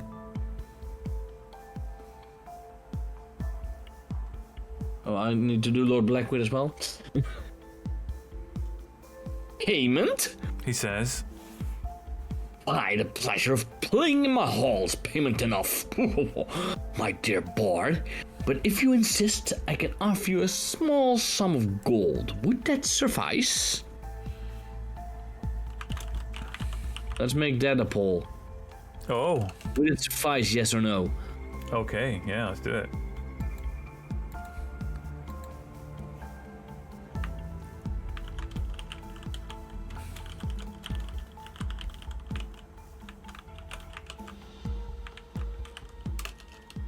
It's not a friendly lord.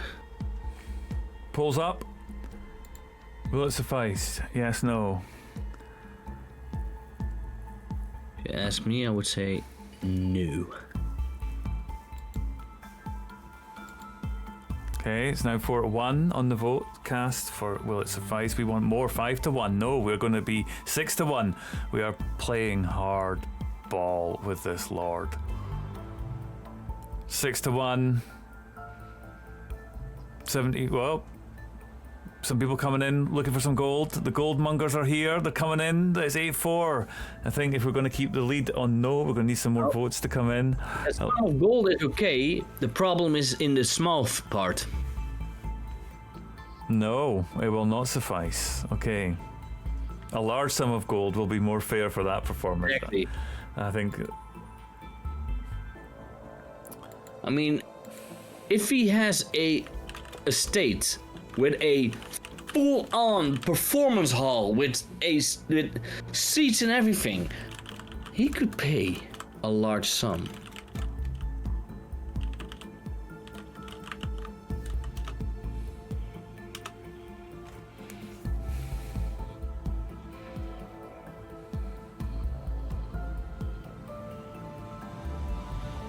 Dick Kroy clears his throat and looks Lord Blackwood straight in the eye. My lord, He says, his voice steady. I appreciate your generosity, but I must insist on a fair payment for my performance. The song I played tonight was one of my best, and it deserves to be compensated accordingly.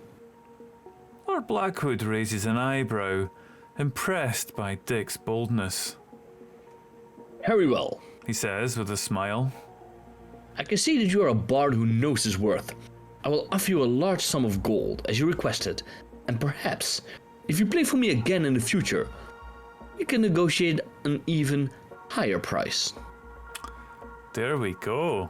So not only do we have 2 magical trinkets, objects, legendary in status, we have a large sum of gold.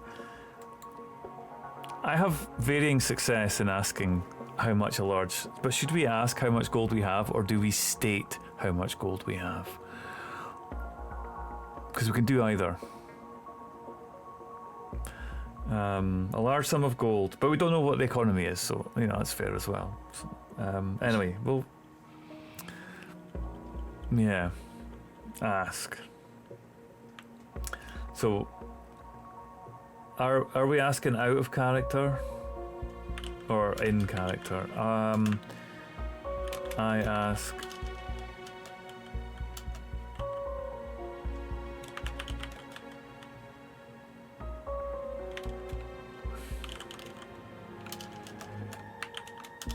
How much? I'm not. Yeah. How much gold we talking about? Yeah, we want to. It's out of character, isn't it? We want to ask the GM how much gold we have now.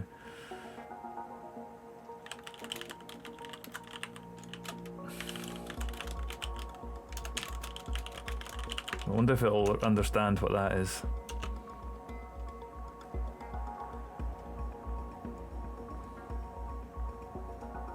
It'd be quite good if there was a way to ask. Lord Blackwood chuckles at your sudden outbursts.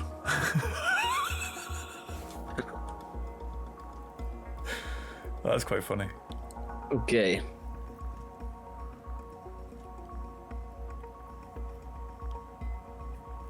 Okay. This is weird. Lord Blackwood chuckles at your sudden outburst. He says, breaking the fourth wall, are we? Very well then, he says with a smirk. Let me check my ledger. He pulls out a small book from his pocket and flips through the pages. Here we are. Looks like you currently have 500 gold pieces in your possession, Mr. Skroy. Will that be enough for your needs? He raises an eyebrow, waiting for your response. 500 gold.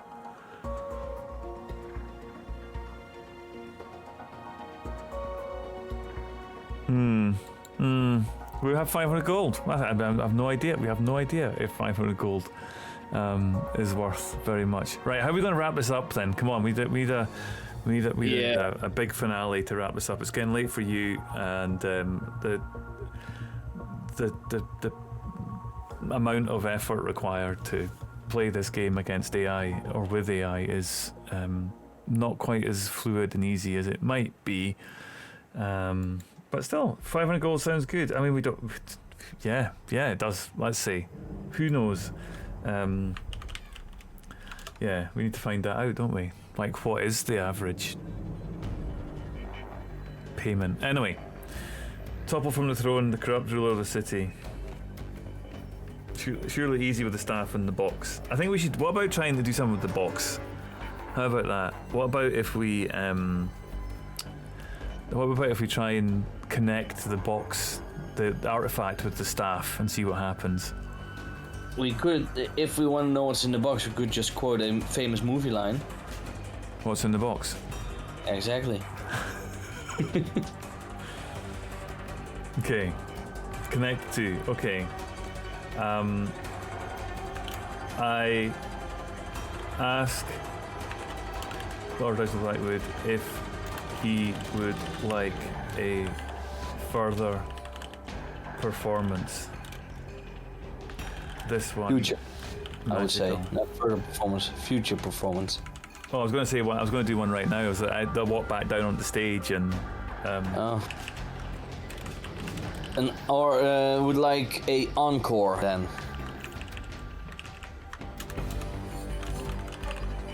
Okay.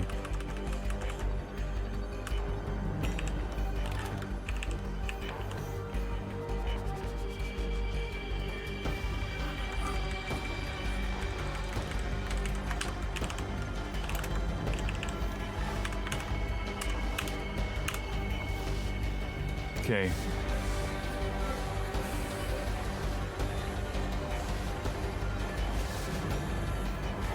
Lord Blackwood chuckles at your question. As much as I would love to hear another performance from you, Mr. Kroy, I'm afraid I must decline. I have other matters to attend to, and I'm sure you do as well. He pauses for a moment before continuing. However, if you ever find yourself in need of some extra coin, I may have a job or two that could use your particular set of skills. Just come see me at my estate, and we can discuss the details further. With that, he nods his head and turns to leave. Until next time, Mr. Kroy. And with that, he disappears into the crowd, leaving you alone with your thoughts and your newfound wealth. Nice ending. Yeah, that'll do, I think. That's quite good, isn't it? Alright, so we leave this adventure as Dick Kroy stands there contemplating all of his magical items, and we will, take that there, I think.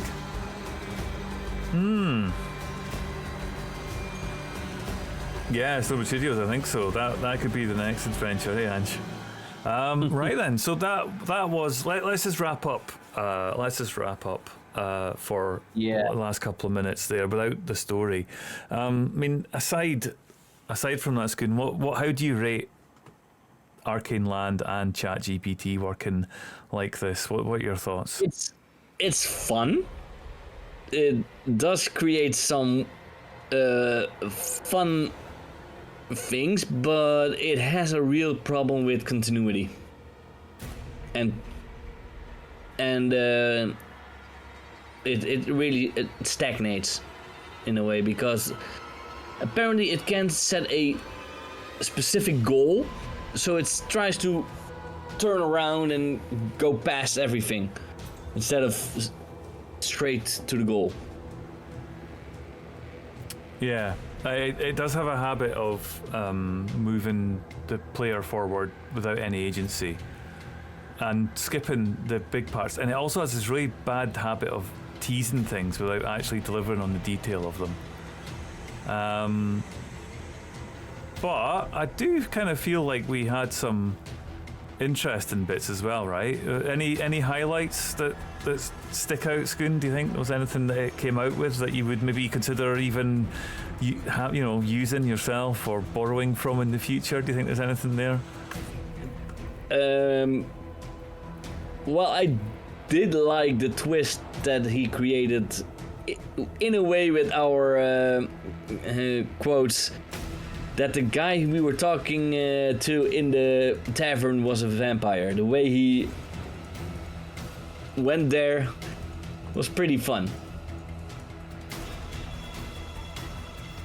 Yeah, I think there's some clear threads of educated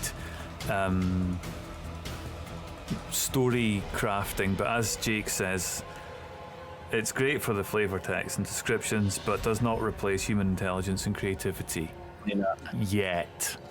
And that's it, isn't it? This isn't even the best of ChatGPT at the moment. We think this is just running off 3.5 rather than 4. OpenAI have said that they will not be creating ChatGPT 5, but you know they want to leverage more from GPT 4 before they do. And this is the kind of thing that might work better if it was directly in the larger LLM. So it is interesting. And it really is good. I have to also say, if you put this in front of a younger person and let them run with it, it is just hilarious. I used this, I set it up for my son, and he took a kobold army and became the Grand Emperor of many, many lands, and he had multiple battles and wars. He had wars going on. He had armies. He was collecting armies. He was always asking, how many soldiers do I have now? And he you know, so it does respond to the way that you ask questions. I've run it, and I've got a campaign going just now where I've taken a town out of poverty under the oppressors, and the town is rich, but that's just that. And so it does depend on how you ask, and we've noticed that sometimes it responds well to direct questions. Sometimes it needs a little bit of prompting, and it actually needs to be told and reminded constantly. Like somebody said, that's the problem with the continuity. Yeah. And especially the first part we tried, then we got the staff, then we didn't, and then we went into the mine, then we didn't, and what? Yeah, and it really is immersion breaking as well. When I can't speak for everybody, but when I play in any game, it doesn't matter which game it is. I want to feel like I'm in that game, whether I'm on a playing field and a team, whether I'm in virtual reality or sat around a table virtually. I want to feel like I'm there, and I want to be able to focus on that and feel like I'm in the moment. Yeah. And just having to wrangle the AI so continuously to get it to do that for you, it kind of defeats the purpose a little bit. You and I, Skoen, could have sat down and crafted that story in minutes. Oh yeah, definitely. I know how you DM. You know how I do it. Yep. We would have had a lot more creativity and a lot more interesting twists, maybe. So, yeah.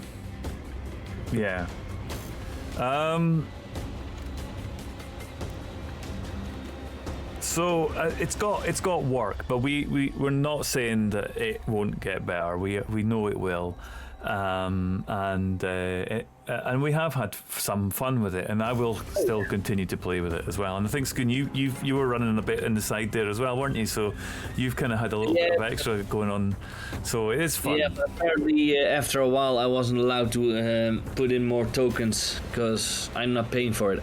Yeah, so just a quick word there. If you do try ArcaneLand, very generously, they have enabled a feature where you can actually stick in your own local key for ChatGPT API, and it works out about 10 times cheaper doing it that way than it does actually buying the credits directly from ArcaneLand shop. But if you just want a little bit of fun and you just want to try it a little bit, you can put, like I put $5 into my ChatGPT AI, and I would have expected to have maybe only used about 50 or 60 cents today. It won't be much. It won't be much more than that. And that's based on previous usage that I've had. So it's not cheap, but then also it's not necessarily expensive. It just, it does take a bit of time to wrangle it and get it doing something you like. So yeah, if you are interested, arcane.land online, you can go and have a play with that. You get about 200 credits free, I think, to start with, and then you have to pony up. And we know that there is an expense associated with these AI workings, the vast amount of computational power that they require is expensive. So it's it's there, and there's other costs associated with that as well, not just the cost of. So there's a big ethical, environmental debate around the use of AI, but we have explored some of its practical uses and its implementations as a game and as a game engine, and we're somewhat impressed. But I think collectively we can all see that it's not quite there yet. Yeah,